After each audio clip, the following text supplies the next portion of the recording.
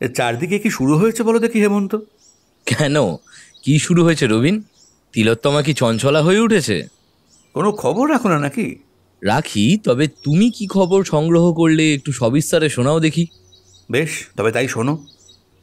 কিছুদিন আগে শ্যামলপুরের বিখ্যাত জমিদার কমলকান্ত রায়চৌধুরী কলকাতায় এসেছিলেন কবিগুরুর জন্মবার্ষিকী উৎসব দেখবার জন্যে। তার একমাত্র পুত্রের নাম বিমলাকান্ত, বয়স 10 বৎসর। একদিন সকালে সে বাড়ি সংলগ্ন বাগানে খেলা করছিল, তারপর অদৃশ্য হয়েছে হঠাৎ।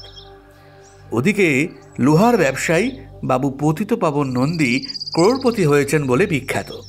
তাঁর টাকা অসংখ্য বটে, কিন্তু সন্তান সংখ্যা মাত্র একটি। তার একটি ছেলে। ছেলেটির বয়স মোটে 8 বৎসর। পাড়ারই স্কুলে সে পড়ে, কিন্তু একদিন স্কুলে গিয়ে আর ফিরে আসেনি। তার পরদিনও না, তারও পরদিনও না। তারপর 20 দিন কেটে গিয়েছে, আজ পর্যন্ত তার আর কোনো খবরই পাওয়া যায়নি। এদিকে দুর্জয়গড়ের করত মহারাজা স্যার সুরেন্দ্র প্রতাপ সিংহ বাহাদুর বড়লাটের সঙ্গে সাক্ষাৎ করবার জন্যে কলকাতায় এসেছিলেন। তার সিংহাসনের উত্তরাধিকারী হচ্ছেন যুবরাজ বিজয় প্রতাপ, বয়স 9 বৎসর। গত পরশু রাত্রে ধাত্রী গঙ্গাবাই যুবরাজকে নিয়ে ঘুমোতে যায়, কিন্তু গেল কাল সকালে উঠে দেখে বিছানায় যুবরাজ নেই। সারা রাজবাড়ি খুঁজেও যুবরাজকে পাওয়া যায়নি। রাত্রির অন্ধকার যুবরাজকে যেন নিঃশেষে গ্রাস করে ফেলেছে। গঙ্গাবাই কোনো রকম সন্দেহের অতীত। তার বয়স 60 বৎসর, ওর মধ্যে 50 বৎসর কাটিয়েছে সে দুর্জয়গড়ের প্রাসাদে। বর্তমান মহারাজা পর্যন্ত তার হাতেই মানুষ, তাহলেই বোঝো। সুতরাং অকারণেই তোমার তিলোত্তমা কলকাতা মহানগরী চঞ্চল হয়ে ওঠেনি হেমন্ত। 1 মাসের মধ্যে 3টি শ্রেষ্ঠ পরিবারের বংশধর অদৃশ্য। চারিদিকে বিষম সাড়া পড়ে গিয়েছে। ধনীরা শঙ্কিত, জনসাধারণ চমকিত, পুলিশরা ব্যতিব্যস্ত।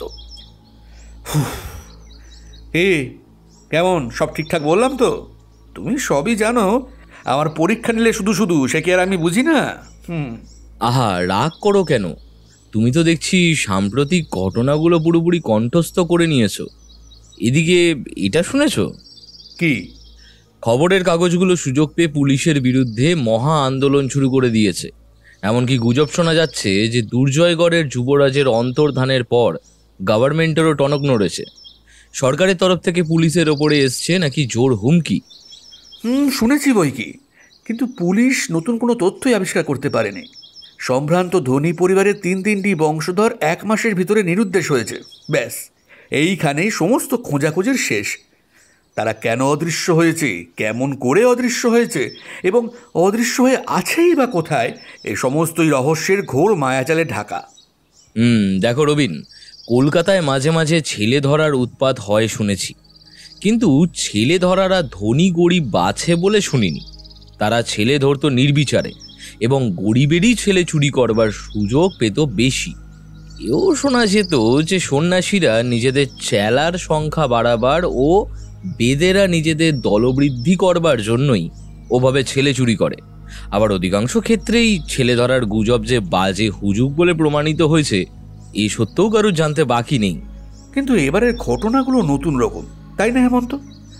প্রথমত, চুরি যাচ্ছে কেবল ধনীদেরই সন্তান। দ্বিতীয়ত, 3টি ছেলেই আপন আপন পিতার সম্পত্তির একমাত্র উত্তরাধিকারী। তৃতীয়ত, কেউ যে এদের ধরে নিয়ে গিয়েছে এমন কোনো প্রমাণও কিন্তু নেই। হেমন্ত নিজের চিরদিনের অভ্যাস মতো ইজি চেয়ারে অর্ধশয়ন অবস্থায় 2 চক্ষু মুদে আমার কথা ও যুক্তি শুনে যাচ্ছিল। মধ্যে মধ্যে নিজেও তার বক্তব্য রাখছিল। হঠাৎ ঘরের কোণে ফোন যন্ত্র বেজে উঠল। হেমন্ত দায়সারাভাবে ফোনের রিসিভারটা তুলে বলল, হ্যালো, কে? ও হ্যাঁ, আমি অধম হেমন্তই। প্রণত হই অ্যাসিস্ট্যান্ট কমিশনার সাহেব, আপনার পদোন্নতির জন্য কংগ্রাচুলেশন। তারপর ব্যাপারটা কি? হঠাৎ ফোনের সাহায্য নিয়েছেন কেন? নতুন কোনো মামলা হাতে নেবার ইচ্ছা আমার আছে কি না, দেখুন, মামলাটা কি আগে সেটা শুনি। না মশাই, স্বাধীনভাবে অত বড় মামলা হাতে নিতে আমার ভয় হচ্ছে। আপনাদের আড়াল থেকে কাজ করি, সে হচ্ছে আলাদা কথা, কারণ সেটা দাবা বোর্ডের ওপর চাল বলে দেওয়ার মতন সোজা। আপনারা থাকতে আবার আমি কেন? কি বলছেন? খোদ মহারাজের ইচ্ছা? কি যে বলেন, আমি এত বড় বিখ্যাত লোক হয়ে উঠেছি? আমার কোনো আপত্তি শুনবেন না? দুর্জয়গড়ের প্রাইভেট সেক্রেটারির সঙ্গে 10 মিনিটের মধ্যে বেশ আক্রমণ করুন, ক্ষতি নেই। কিন্তু আত্মরক্ষা করবার জন্য যদি না বলবার প্রয়োজন হয়, তাহলে আমার মুখ বন্ধ থাকবে না। এটা কিন্তু আমি আগে থাকতেই বলে রাখলুম।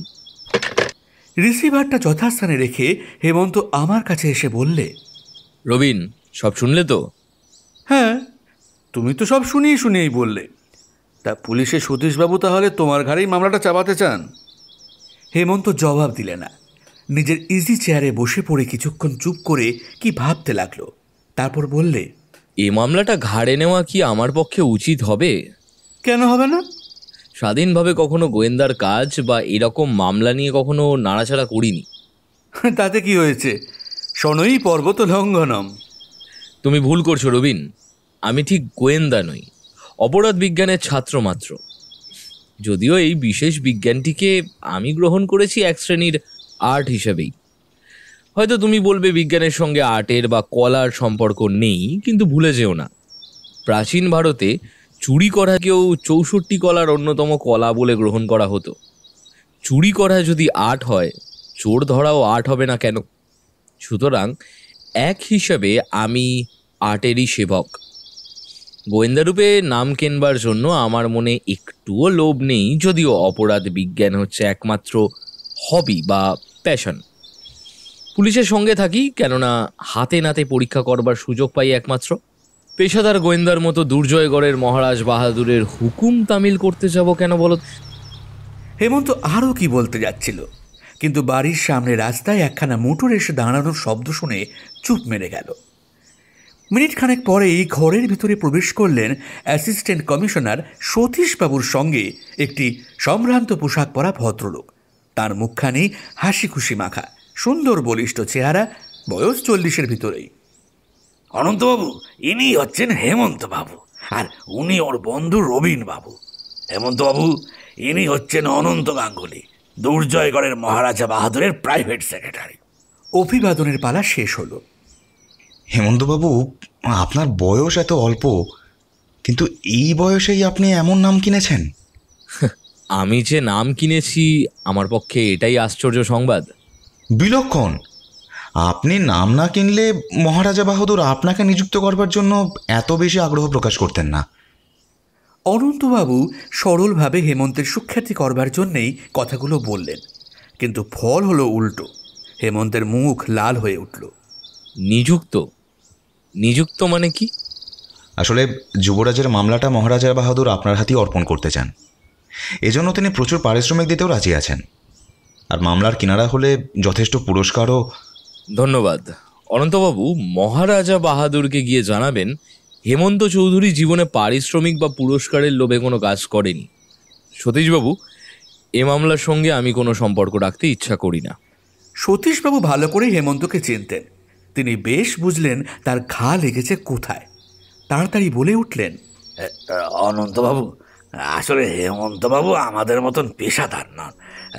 উনি গোয়েন্দাগিরিতে এসেছেন স্রেফ শখের খাতিরে, রহস্যকে ভালোবাসার তাগিদে।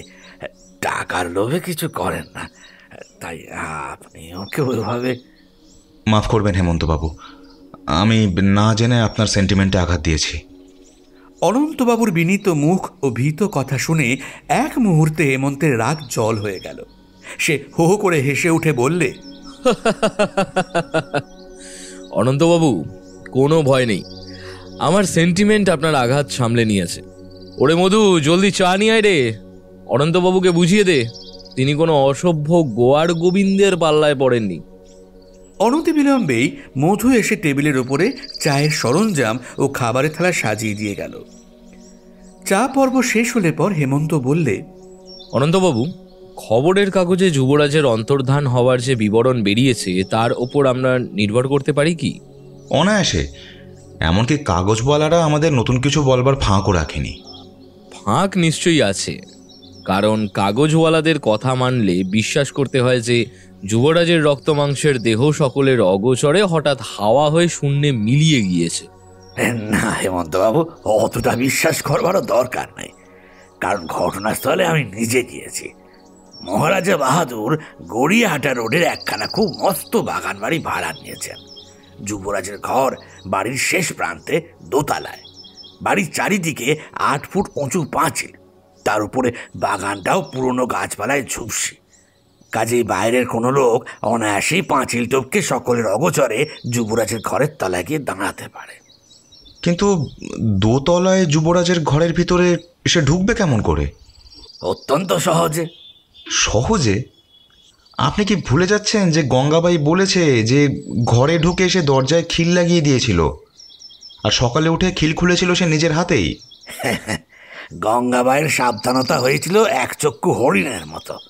যুবরাজের ঘরের সঙ্গে সংলগ্ন বাথরুমের দরজাটা ছিল খোলা। বাগান থেকে মেথর আসবার জন্যে বাথরুমের পিছনে যে কাঠের সিঁড়িটা ছিল, বাইরের যে কোনো লোক সেই সিঁড়ি বেয়ে উঠে প্রথমে বাথরুমে, তারপরে যুবরাজের ঘরে ঢুকতে পারে।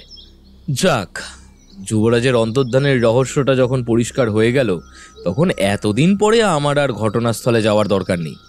এখন কথা হচ্ছে, এ চুরি করল কে? অন্য সময় হলে আমি রাজবাড়ির লোককে সন্দেহ করতাম, কিন্তু আপাতত সেটা করতে পারছি না। কেন? এই মাসেই এর আগে কলকাতায় একই রকম আরও 2টো ঘটনা হয়ে গেছে। ও 2টো ঘটনা যখন ঘটে, দুর্জয়গড়ের মহারাজা বাহাদুর তখন কলকাতায় পদার্পণ করেননি। সুতরাং বেশ বোঝা যাচ্ছে শহরে এমন একদল দুষ্টের আবির্ভাব হয়েছে, ছেলে চুরি করাই হচ্ছে যাদের প্রধান উদ্দেশ্য। আমার মতে এই 3টি ঘটনা একই দলের কীর্তি। আমিও আপনার মতে সায় দিই, কিন্তু চোর চরিত্রের একটি রহস্য আমরা সকলেই জানি। প্রত্যেক শ্রেণীর চোর নিজের বিভাগ ছাড়া অন্য বিভাগে হাত দিতে চায় না।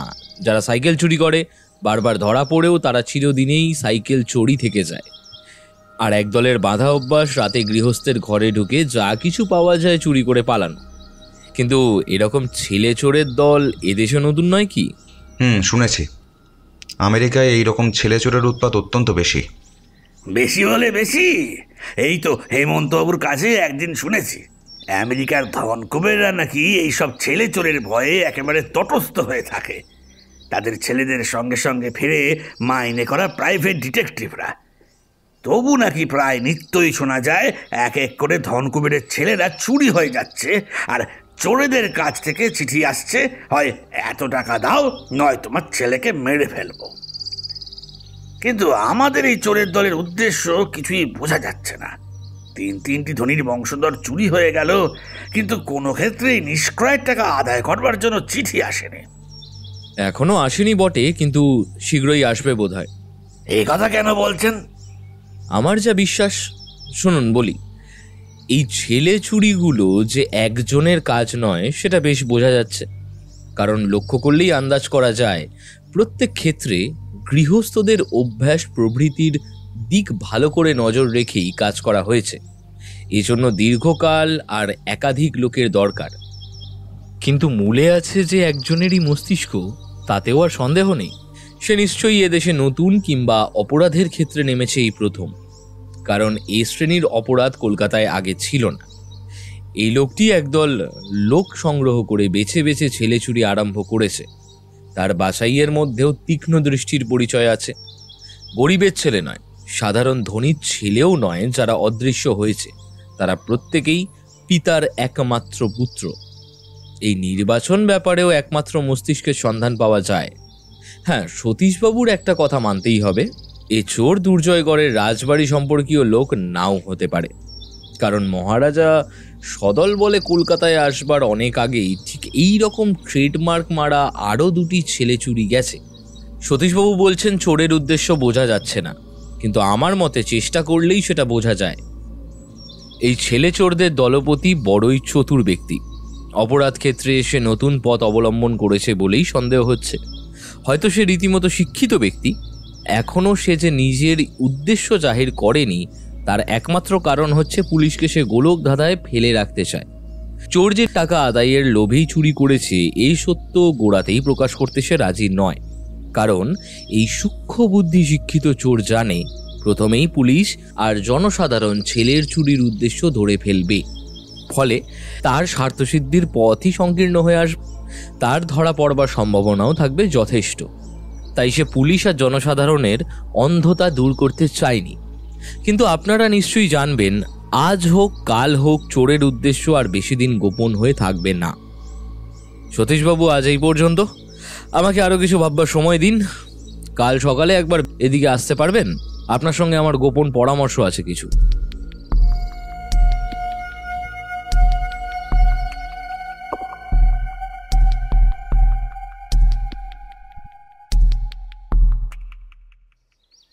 পরের দিন সকালবেলা চা পানের পর হেমন্ত অন্যান্য দিনের মতন আমার সঙ্গে গল্প করলে না। ইজি চেয়ারে হাত পা ছড়িয়ে লম্বা হয়ে শুয়ে পড়ে দুই চোখ মুদে ফেললে। বুঝলুম নতুন মামলাটা নিয়ে সে এখন মনে মনে জল্পনা কল্পনায় নিযুক্ত। টেবিলের উপর থেকে বিশ্বদর্পণ পত্রিকাখানা তুলে নিলুম। সমস্ত কাগজখানার উপরে চোখ বুলিয়ে গেলুম, কিন্তু পড়বার মতন খবরের একান্ত অভাব। অতঃপর বিজ্ঞাপনের পৃষ্ঠায় দৃষ্টিপাত করলুম। আমার মতে বাংলা সংবাদপত্রের সবচেয়ে সুখপাঠ্য বিষয় থাকে তার বিজ্ঞাপন পৃষ্ঠাগুলোয়। ছত্রে ছত্রে কি বৈচিত্র্য! মানুষের মনোবৃত্তির কত রকম পরিচয়। কেউ বা প্রচার করছেন তিনি বুড়োকে ছোঁড়া করবার উপায় আবিষ্কার করে ফেলেছেন, কোনো বৃদ্ধ পিতা পলাতক পুত্রকে অন্বেষণ করছেন, কোথাও প্রাচীন বর তৃতীয় পক্ষের বউ পাবার জন্য বলছেন তিনি বরপণ চান না। এসব পড়তে পড়তে চোখের সামনে কত রঙের কত মজার ছবি জেগে ওঠে। মনে হয় দুনিয়া কি অপূর্ব। হঠাৎ একটা বিজ্ঞাপনের দিকে দৃষ্টি আকৃষ্ট হলো। সেটি এই: রাজকুমার, তুমি মোহন বাবুকে দ্বীপ বাড়িতে লইয়া উপস্থিত হইও, তাহার সঙ্গে পরে উৎসবের কর্তব্য বাবুরা পত্রে সমস্ত জানাইবেন। ভাষাটা লাগলো কেমন কটমটো, আড়ষ্ট। দেশে ডাকঘর ও সুলভ ডাক টিকিট থাকতে কেউ এমন বিজ্ঞাপন দিয়ে অর্থ আর সময় নষ্ট করতে চায় কেন? সাধারণ পত্র তো এই খবরের কাগজের আগেই যথাস্থানে গিয়ে পৌঁছতে পারত। বিজ্ঞাপন দাতাদের নির্বুদ্ধিতা দেখে নিজের মনেই বললুম, আশ্চর্য। হেমন্ত চোখ খুলে বললে, কি আশ্চর্য? আবার নতুন ছেলে চুরি গেল নাকি? না, কে একটা লোক কাগজে বিজ্ঞাপন দিয়ে নিজের নির্বুদ্ধিতা জাহির করেছে। কই দেখি। এই বলে হেমন্ত হাত বাড়ালে। কাগজখানা আমি তার দিকে এগিয়ে দিলুম। হেমন্ত বিজ্ঞাপনটার দিকে তাকিয়ে প্রায় 5-7 মিনিট কাল স্থির ও নীরব হয়ে বসে রইল। অতঃপর বলে বসলুম, কি হে, তোমার ভাব দেখলে মনে হয় তুমি যেন মহাকাব্যের নাট্যরস আস্বাদন করছো। হেমন্ত সোজা হয়ে উঠে বসে বললে, তাই করছি রবিন, তাই করছি। নাটক। নাটক? হ্যাঁ, একটি অপূর্ব নাটকের অভিনেতাদের কথা ভাবছি। ওই বিজ্ঞাপন দেখে? এটি সাধারণ বিজ্ঞাপন নয়। তবে? এটি হচ্ছে কোডে, অর্থাৎ সাংকেতিক শব্দে লেখা একখানি পত্র। কি বলছো তুমি? পৃথিবীতে কত রকম পদ্ধতিতে সাংকেতিক লিপি রচনা করা যেতে পারে সে সম্বন্ধে খানকয় বই আমার লাইব্রেরিতে আছে। এই সাংকেতিক লিপিতে খুব সহজ একটি পদ্ধতি অবলম্বন করা হয়েছে। আমাকে বুঝিয়ে দাও দেখি। দেখো, এই সাংকেতিক লিপিতে প্রত্যেক শব্দের পরের শব্দকে ত্যাগ করলেই আসল অর্থ প্রকাশ পাবে। এর বিরাম চিহ্নগুলো অর্থাৎ কমা, দাড়ি প্রভৃতি ধর্তব্য নয়। ওগুলো ব্যবহার করা হয়েছে কেবল বাইরের চোখকে ঠকাবার জন্য। এখন পড়ে দেখে বুঝতে পারো কিনা দেখো তো। কই দেখি দেখি কাগজখানা। তুমি যা বলছো সেই অনুযায়ী পড়লে কি দাঁড়াচ্ছে দেখি তো। রাজকুমার মোহন দ্বীপবাড়িতে উপস্থিত, তাহার পরে কর্তব্য পত্রে জানাইবেন। বটে। আচ্ছা হেমন্ত, কথাগুলোর মানে বোঝা যাচ্ছে বটে, কিন্তু এই কথাগুলো বলবার জন্য সাংকেতিক শব্দের প্রয়োজন হলো কেন? এখনই ঠিক স্পষ্ট করে বুঝতে পারছি না, তবে খানিকটা আন্দাজ করলে ক্ষতি নেই। রাজকুমার অর্থে না হয় ধরলুম রাজার কুমার, অর্থাৎ যুবরাজ, কিন্তু মোহন দ্বীপবাড়ি বলতে বোঝায় কি? ওটা কি কোনো স্থান বা গ্রামের নাম? তার মানে হেমন্ত, তুমি কি বলতে চাও দুর্জয়গড়ের যুবরাজের অন্তর্ধানের সঙ্গে এই সাংকেতিক পত্রের কোনো সম্পর্ক আছে? এখনো অতটা নিশ্চিত হতে পারিনি, তবে যুবরাজ অদৃশ্য হয়েছেন আজ 3 দিন আগে এর মধ্যে সাংকেতিক লিপিতে রাজকুমার শব্দটি দেখে মনে খানিকটা খটকা লাগছে বই কি। চিঠিখানা পড়লে মনে হয় কেউ যেন কাউকে গোপনে জানাতে চাইছে রাজপুত্রকে আমরা মোহন দ্বীপবাড়িতে এনে হাজির করেছি। এরপর আমরা কি করব আপনি পত্রের দ্বারা জানাবেন। রবিন, আমার এ অনুমান অসঙ্গত কিনা তা জানবার কোনো উপায় নেই। কিন্তু ডাকঘর থাকতে এভাবে চিঠি লেখা কেন? ওরা বোধহয় ডাকঘরকে নিরাপদ মনে করে না। হয়তো ভাবে ডাকঘরের কর্তৃপক্ষের সঙ্গে পুলিশের যোগাযোগ থাকা অসম্ভব নয়। যাকে চিঠি লেখা হচ্ছে তার সঙ্গে পত্রপ্রেরক নিজে মুখোমুখি দেখা করেও তো সব বলতে পারে। তাও হয়তো নিরাপদ নয়। ধরো দলপতিকেই সব জানানো দরকার, কিন্তু দলপতি থাকতে চায় দল থেকে বিচ্ছিন্ন হয়ে সকলের চোখের আড়ালে। যে শ্রেণীর সন্দেহজনক লোক তার পরামর্শে যুবরাজকে চুরি করেছে, ও শ্রেণীর সঙ্গে প্রকাশ্যে সম্পর্ক রেখে সে পুলিশের দৃষ্টি নিজের দিকে আকর্ষণ করতে চায় না। রবিন, আমাদের অনুমান যদি ভুল না হয় তাহলে বলতে হবে যে বাংলাদেশের এই আধুনিক ছেলে ধরা বিলেতি ক্রিমিনালদের অনুসরণ করতে চায়। বিলেতি অপরাধীরাও এইভাবে সাংকেতিক লিপি লিখে খবরের কাগজের সাহায্যে পরস্পরের সঙ্গে কথা চালাচালি করে। কিন্তু কিন্তু মোহন দ্বীপবাড়িটা কোথায়? ও নাম এর আগে আমি কখনো শুনিনি। দ্বীপ, দ্বীপের শব্দটার সঙ্গে যেন জলের সম্পর্ক আছে। দ্বীপবাড়ি মানে কি? দ্বীপের মধ্যে কোনো বাড়ি? তাহলে কথাটা কি এই দাঁড়াবে, অগ্রক বা কাকদ্বীপের মতন মোহন নামে দ্বীপের মধ্যেকার কোনো বাড়িতে আছেন এক রাজকুমার? কি বলো হে? আমি কি করে বলবো ভাইয়া, একমাত্র যার উদ্দেশ্যে এই বিজ্ঞাপন সেই শুধু জানে এই বিজ্ঞাপনের রহস্য। আরে বাহ, দারুণ কথা বললে তো রবিন। ঠিক ঠিক ঠিক, একদম। পত্র প্রেরক কোনো নির্দিষ্ট ব্যক্তির কথা মতো এই কাজটি করেছে কিংবা কাউকে দিয়ে করিয়েছে। এখন সে ওই ব্যক্তির কাছে জানতে চায় অতঃপর কি করা কর্তব্য। কেমন কি না? হ্যাঁ, তাহলে ওই খবরের কাগজের স্তম্ভেই এর উত্তরটাও তো প্রকাশিত হতে পারে। সম্ভব। রবিন, তুমি জানো আমাদের বিশেষ বন্ধু চিন্তাহরণ চক্রবর্তী হচ্ছে বিশ্বদর্পণের সম্পাদক, তাই তো? তা আবার জানি না। প্রত্যেক বছর এই বিশ্বদর্পণের বিশেষ বিশেষ সংখ্যার জন্য আমাকে কবিতার গল্প লিখতে হয়। তবে চিন্তাহরণই এবারে তার নামের সার্থকতা প্রমাণ করবে। মানে আমাদের চিন্তাহরণ করবে, অর্থাৎ এই সাংকেতিক লিপির উত্তর বিশ্বদর্পণে এলেই সেখানে আমাদের হস্তগত হবে। কিন্তু তাহলে কি চিন্তাহরণের সম্পাদকীয় কর্তব্য পালনে ত্রুটি হবে না? আরে রেখে দাও তোমার ওসব ছেঁদো কথা। এমন বিপজ্জনক অপরাধী গ্রেপ্তারের সাহায্য করলে তার পুণ্য হবে, হে পুণ্য হবে। আমি চললুম চিন্তাহরণের কাছে।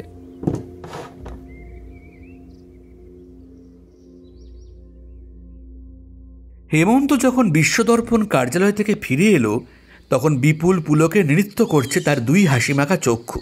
বললুম, কি হে, ভারী খুশি যে? হেমন্ত ধপাস করে তার ইজি চেয়ারের উপর বসে পড়ে বলল, হ্যাঁ, চেয়েছিলুম মেঘ, পেয়ে গেলুম জল। অর্থাৎ? শোনো, ভেবেছিলুম চিন্তাহরণকে আজ খালি ব্যাপারটা বুঝিয়ে দিয়ে বলে আসবো যে এ ধরনের কোনো সাংকেতিক পত্র এলেই সে যেন তার কথাগুলো নিয়ে মূল চিঠিখানা আমাকে দেয়, কারণ এত তাড়াতাড়ি উত্তর আসবার কল্পনা আমি করিনি। কিন্তু আমি যাওয়ার মিনিট 5 আগেই একজন দারোয়ান এসে সাংকেতিক লিপির উত্তর আর বিজ্ঞাপনের টাকা দিয়ে গেছে। যদি আর একটু আগে যেতে পারতুম। তাহলে কি হতো? আমিও যেতে পারতুম দারোয়ানের পেছনে পেছনে। তার ঠিকানা পেলে তো আর ভাবনাই ছিল না, তবে যেটুকু পেয়েছি তাই যথেষ্ট। উত্তরটা দেখবার জন্যে আমি সাগ্রহে হাত বাড়িয়ে দিলাম। হেমন্ত আমার হাতে দিলে একখানা খুব পুরু, খুব বড় আর খুব দামি খাম। তার ভিতরে ছিল এই চিঠি: রাজকুমার, নবদ্বীপে জবানবন্দি দেওয়া হোক। জানিও তোমার এই কলিকাতায় ছাপাখানার কাজ বন্ধ নাই। পড়লে? ধুর, কিন্তু নবদ্বীপে সব গুলিয়ে যাচ্ছে যে। কিচ্ছু গুলোবে না। নবদ্বীপ আর জবানবন্দির মাঝে হাইফেন আছে, দেখছো না? তার মানে নব আর জবান আলাদা আলাদা শব্দ ধরে বলা হয়েছে। এইবার একটা অন্তর্বাজে শব্দ ফেলে দিয়ে পড়ো দেখি। আচ্ছা বেশ, তাহলে আরেকবার পড়লুম না হয়। রাজকুমার দ্বীপেই বন্দি হোক, তোমার কলিকাতায় কাজ নাই। রবিন, দুটো বিজ্ঞাপনেরই পার্ট উদ্ধার করলে তো, এখন তোমার মত কি? বন্ধু, তোমাকে বন্ধু বলে ডাকতে পারো সৌভাগ্য। কি তোমার সূক্ষ্ম দৃষ্টি! এই বিজ্ঞাপনের প্রথমটা হাজার হাজার লোকের চোখে পড়েছে। তাদের মধ্যে কত পুলিশের লোকও আছে যারা চোর ধরবার জন্যে মনে মনে খুঁজে বেড়াচ্ছে 7 পৃথিবী, কিন্তু পাঠোদ্ধার করতে পেরেছো একমাত্র তুমি। ধন্য বন্ধু, ধন্য। আমাকে একেবারে সপ্তম স্বর্গে তুলে দিও না রবিন। পৃথিবীর জ্যান্ত মানুষকে স্বর্গে পাঠানো শুভাকাঙ্ক্ষীর কাজ নয়। আগেই বলেছি, এ কোডটা হচ্ছে অত্যন্ত সহজ। যে কোনো লোক লক্ষ্য করলেই আসল অর্থ আবিষ্কার করতে পারে, কিন্তু তা না পারবার একমাত্র কারণ হবে অধিকাংশ লোকই বিজ্ঞাপনে হয়তো পড়বেই না। যারা পড়বে তারাও এত বুঝবার চেষ্টা করবে না। এখন কাজের কথা হোক, তাহলে বোঝা যাচ্ছে আমার অনুমানই সত্য। বিজ্ঞাপনের রাজকুমারী হচ্ছে দুর্জয়গড়ের যুবরাজ। তাতে আর সন্দেহই নেই। আর যুবরাজকে কোন দ্বীপে বন্দি করে রাখা হয়েছে, সম্ভবত তার নাম মোহনদ্বীপ। তারপর আরও কিছু জানতে চাও তো? ওই চিঠির খাম আর কাগজ পরীক্ষা করো। না, খাম আর কাগজখানা বারবার উল্টে পাল্টে দেখলেও আমার পক্ষে কিছুই বোঝা সম্ভব হবে না। কাজেই বৃথা চেষ্টা করে হাস্যস্পদ হতে ইচ্ছা করি না। যা বলবার তুমিই বলো। উত্তম। প্রথমে দেখো, খাম আর কাগজ কত পুরু আর দামি। গৃহস্থ তো দূরের কথা, বাংলাদেশের বড় বড় ধনী পর্যন্ত এই রকম দামি খাম কাগজ ব্যবহার করে না। যে ওই চিঠি লিখেছে সে ধনী কিনা জানি না, কিন্তু সে যে অসাধারণ শৌখিন মানুষ তাতে আর সন্দেহ নেই। এটাও বোঝা যাচ্ছে সাধারণ অপরাধীর মতন সে নিম্ন স্তরের লোকও নয়। কেমন? মানলুম। চোখ আর আলোর মাঝখানে রেখে কাগজখানা পরীক্ষা করো। আচ্ছা বেশ। কি কিছু দেখতে পেলে? ভিতরে সাদা অক্ষর ফুটে উঠল। তাতে লেখা রয়েছে মেড ইন ক্যালিফোর্নিয়া। আমি যতদূর জানি ক্যালিফোর্নিয়ায় তৈরি ওরকম খাম আর চিঠির কাগজ কলকাতায় পাওয়া যায় না। এ বিষয়ে ভালো করে খোঁজ নিয়ে সন্দেহ দূর করব। আপাতত ধরে নেওয়া যাক এই খাম আর কাগজ কলকাতার নয়। তাতে কি বোঝায়? তাতে এই বোঝায় যে ছেলে চোরেদের দলপতি আমেরিকা প্রত্যাগত। তুমি কোন প্রমাণে এই পত্রলেখককে দলপতি ধরে নিচ্ছ? এই লোকটা দলপতি না হলে এর কাছে প্রথম পত্রের লেখক তার কি কর্তব্য সেটা জানতে চাইতো না। আচ্ছা, ঠিক ঠিক। এখন কি দাঁড়ালো দেখা যাক। আমেরিকা থেকে কলকাতায় যে ফিরে এসছে সে ধনী আর খুব শৌখিন। আমেরিকায় কিডন্যাপিং বা ধনীর ছেলে চুরি করা হচ্ছে একটা অত্যন্ত চলতি অপরাধ। বছরের পর বছর সেখানে কত ছেলেই যে চুরি যায় তার সংখ্যা নেই। সেই দুষ্টু বুদ্ধি মাথায় নিয়ে আমেরিকা ফেরত এই লোকটি কলকাতায় এসে এক নতুন রকম অপরাধের সৃষ্টি করেছে। সে সাহেব বা ভারতের অন্য জাতের লোক নয়, কারণ বাংলায় চিঠি লিখতে পারে। নিশ্চয়ই সে ভদ্রলোক আর শিক্ষিত। সে নিজের একটি দল গঠন করেছে। খুব সম্ভব এই দলের অধিকাংশ লোকই পাকা আর দাগি অপরাধী বা নিম্ন শ্রেণীর সন্দেহজনক লোক, কারণ দলপ্রতি প্রকাশ্যে তাদের সঙ্গে সম্পর্ক রাখতে ইচ্ছুক নয়। পুলিশের নজরে পড়বার ভয়তে আছে। বাহ ভাই হেমন্ত, ধন্য তুমি। একটি 3-4 লাইনের বিজ্ঞাপন তোমাকে এত কথা জানিয়ে দিলে।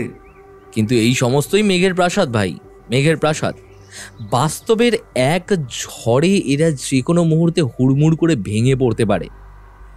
এসব এখনো প্রমাণ রূপে ব্যবহার করা অসম্ভব, কারণ পরিণামে হয়তো দেখা যাবে এর অনেক কিছুই আসল ব্যাপারের সঙ্গে মিলছে না। তবু আশা করি তুমি অনেকটা অগ্রসর হয়েছ। হয়তো এগিয়ে গিয়েছে, কিন্তু অন্ধকারের ভিতরে। কে এই আমেরিকা ফেরত লোক? আর এই মোহন দ্বীপটাই বা কোথায়? ঠিক ঠিক, দেখো তো গেজিটিয়ারখানা খুঁজে। না হেমন্ত, তুমি বলবার পর তখনই বই এনে খুঁজে দেখলুম, কিন্তু অনেক খুঁজেও ভারতের কোথাও মোহন দ্বীপের নাম পাওয়া গেল না। দেখো রবিন, ওটা স্থানীয় নাম হয়তো, কিংবা ছেলে চোরের দল কোনো বিশেষ স্থানকে নিজেদের মধ্যে ওই নামে ডাকে। আরে, বৈঠকখানার বাইরে পায়ের শব্দ শোনা গেল না? এই এখন আবার কি এলো বলো তো? সাবধান রবিন, তুমি বড় পেট আলগা। বোধহয় সতীশবাবু আসছেন, তার কাছে এখন কোনো কথা নয়, কারণ এখনো আমি নিজে নিশ্চিত নই। আরে সতীশবাবু, আসুন আসুন, বসুন। কি হেমন্তবাবু, ভেবে চিন্তা হদিশ পেলেন কিছু? হদিশ? পেয়েছি বই কি। কি হদিশ পেয়েছি কল্পনার, যেটা কবিবর রবিনেরই একচেটে। বুঝলুম না। রবিনের মতন আমি কবিতা লিখছি না বটে, তবে কল্পনা ঠাকুরানীর আঁচল ধরে বাছা বাছা স্বপ্নের ছবি দেখছি। তাতে আমার সময় কাটছে, কিন্তু পুলিশের কোনো কাজে তারা লাগবে না। কিন্তু আমরা বহু কষ্টে দু একটি তথ্য আবিষ্কার করেছি, দেখুন আপনার কাজে লাগে কিনা। ধন্যবাদ, আমি উৎকর্ণ হয়ে রইলুম। যে রাত্রে দুর্জয়গড়ের যুবরাজ অন্তরিত হন, ঘাঁটির পাহাড়ওয়ালা দেখেছিল রাত 3টের সময় একখানা সাদা রঙের বড় আর ঢাকা মোটর গাড়ি গড়িয়াহাটা রোড দিয়ে দক্ষিণ দিকে ছুটে যাচ্ছে। এটা খুব বড় তথ্য নয়। না, কিন্তু তারপরে শুনুন, রাত প্রায় 3:15 সময় ঠিক ওই রকম একখানা বড় সাদা রঙের আর ঢাকা গাড়ি দেখেছিল টালিগঞ্জের কাছে আরেক পাহাড়াওয়ালা। তারপর রাত 3:30 কাছাকাছি ডায়মন্ড হারবার রোডে অবিকল ওই রকম একখানা গাড়ি যাচ্ছিল বলে জানা গিয়েছে। সাদা রঙের গাড়ি? হ্যাঁ, ঠিক তাই। তারপর রাত 4টের পর বাঁশরার কাছেও এক চৌকিদার ওই রকম একখানা গাড়ি যেতে দেখেছে। আচ্ছা, তারপর? ভোরবেলায় দেখা যায় ক্যানিং এর দিক থেকে ওই রকম একখানা সাদা গাড়ি ফিরে আসছে। গাড়ির ভিতরে ছিল কেবল ড্রাইভার, সেখানে ট্যাক্সি। সেই ট্যাক্সির কোনো খোঁজ পেয়েছেন? না, তার নম্বর জানা যায়নি, তবে অনুসন্ধান চলছে। কিন্তু এই তথ্যটাকে আপনি সন্দেহজনক মনে করছেন কেন? রাত 3টের পর থেকে সকাল পর্যন্ত এই সময়টুকুর ভিতরে ঘটনাস্থলের কাছ থেকে ক্যানিং পর্যন্ত 4বার দেখা গেছে একই রকম সাদা রঙের বড় গাড়ি। ওসব জায়গায় অত রাতে একে তো গাড়ি প্রায় চলেই না, তার উপরে সাদা ট্যাক্সিও খুব সাধারণ নয়, সুতরাং সন্দেহ হওয়া স্বাভাবিক নয় কি? নিশ্চয়ই সতীশবাবু, নিশ্চয়ই। ক্যানিং গাড়িখানা সকালবেলায় ক্যানিংয়ের দিক থেকে ফিরছিল, তাই তো? হ্যাঁ, তবে আর বলছি কি, তারপরেই আরম্ভ সুন্দরবনের জলপথ, তাই না সতীশবাবু? হ্যাঁ, সে জলপথ সুন্দরবনের বুকের ভিতর দিয়ে একেবারে বঙ্গোপসাগরে গিয়ে পৌঁছেছে। আচ্ছা, আসুন তাহলে আবার কল্পনার মালা গাঁথা যাক, এবারে দুজনে মিলে। তার মানে? দেখুন, প্রথমে না হয় ধরেই নেওয়া যাক অপরাধীরা দুর্জয়গড়ের যুবরাজকে নিয়ে ওই ট্যাক্সিতে চড়েই পালাচ্ছিল। ধরুন তারা ক্যানিংয়ে গিয়ে নেমেছে। আপনি কি মনে করেন তারা এখনো সেখানেই আছে? আমার তা মনে হয় না, কেননা ক্যানিংয়ের সমস্তটাই তন্ন তন্ন করে খোঁজা হয়েছে, কিন্তু কোথাও অপরাধীদের পাত্তা পাওয়া যায়নি। ধরুন স্থলপথ ছেড়ে অপরাধীরা অবলম্বন করেছে জলপথ, কিন্তু জলপথে তারা কোথায় যেতে পারে? তাই তো হেমন্তবাবু, আপনার এই ইঙ্গিতটা যে অত্যন্ত মূল্যবান। হ্যাঁ, এইটা তো আমরা ভেবে দেখিনি। তারা কোথায় যেতে পারে? সমুদ্রে? সমুদ্রে গিয়ে তাদের লাভ? নৌকায় চড়ে অকুলে ভাসবার জন্য তারা নিশ্চয়ই যুবরাজকে চুরি করেনি। তবে হয়তো তারা কোনো দ্বীপে টিপে গিয়ে উঠেছে, কিংবা জলপথে খানিকটা এগিয়ে পাশের কোনো গাঁইটায় নেমে পড়েছে। আমার দৃঢ় বিশ্বাস তারা উঠেছে কোনো দ্বীপের ওপরেই। আপনার দৃঢ় বিশ্বাসের কারণ কি? আমি প্রমাণ পেয়েছি, অকাট্য প্রমাণ। বলেন কি মশাই? এতক্ষণ তো আমায় কিছুই বলেননি। বলিনি, তার কারণ এতক্ষণ আমার প্রমাণকে অকাট্য বলে মনে করতে পারিনি। হেমন্ত তখন একে একে বিশ্বদর্পণের সেই বিজ্ঞাপন কাহিনীর সমস্তটা বর্ণনা করলে। অপরাধীদের দলপতি সম্বন্ধে তার ধারণাও গোপন রাখলে না। প্রশংসায় উচ্ছ্বসিত হয়ে সতীশবাবু বলে উঠলেন, বাহাদুর হেমন্তবাবু, বাহাদুর। দলে দলে পুলিশ দেশে দেশে ছুটোছুটি করে মরছে, আর আপনি এই ছোট্ট বৈঠকখানার 4 দেওয়ালের মাঝখানে ইজি চেয়ারে বসে এর মধ্যেই এতখানি অগ্রসর হতে পেরেছেন। না মশাই, আমাকে একবার ইজি চেয়ার ছেড়ে উঠে বিশ্বদর্পণে আপিস ছুটতে হয়েছিল। দৌড় মশাই, ওকে আবার ছোটা বলে নাকি? ও তো হাওয়া খেতে যাওয়া। কিন্তু মোহনদ্বীপ কোথায়? হ্যাঁ, ও দ্বীপের নাম আমিও এই প্রথম শুনলুম। সমুদ্রের কাছে সুন্দরবনের নদীর মোহনায় আমি ছোট বড় অনেক দ্বীপ দেখেছি। ছেলেচোরের দল হয়তো ওদেরই মধ্যে কোনো এক অনামা দ্বীপে গিয়ে আশ্রয় নিয়েছে আর নিজেদের মধ্যে তাকে ডাকতে শুরু করেছে এই নতুন নামে। খুব সম্ভবত তাই। কিন্তু ওখানকার সমস্ত দ্বীপের ভিতর থেকে এই বিশেষ দ্বীপটিকে খুঁজে বার করা তো বড় চারটিখানি কথা নয়। না, তার ওপরে ওভাবে খোঁজাখুঁজি করলে বিপদের সম্ভাবনা আছে। কি বিপদ? অপরাধীরা একবার যদি সন্দেহ করে যে পুলিশের সন্দেহ গিয়েছে ওই দিকেই, তাহলে যুবরাজকে হত্যা করে তাদের বিরুদ্ধে সবচেয়ে বড় প্রমাণ লুপ্ত করে দ্বীপ থেকে সরে পড়তে পারে। তবেই তো। তার চেয়ে আরেক উপায় খোঁজ নেওয়া যাক। মনে হচ্ছে ছেলে চোরেরা প্রায় ক্যানিং থেকে নৌকা ভাড়া নিয়ে ওই দ্বীপে যায়। আমার বিশ্বাস ক্যানিংয়ের মাঝিদের কাছে গোপনে সন্ধান নিলে মোহনদ্বীপের পাত্তা পাওয়া অসম্ভব নয়। ঠিক ঠিক ঠিক। সঙ্গে সঙ্গে কলকাতায় চলুক ছেলে চোরেদের সর্দারের সন্ধান। কি বলেন? আমাকে আর জিজ্ঞেস করছেন কেন? যা বলবার তা তো আপনি বাতলে দিচ্ছেন মশাই। কিন্তু আপাতত আমাদের আবিষ্কার আমাদের মধ্যেই ধামাচাপা থাক, কেমন?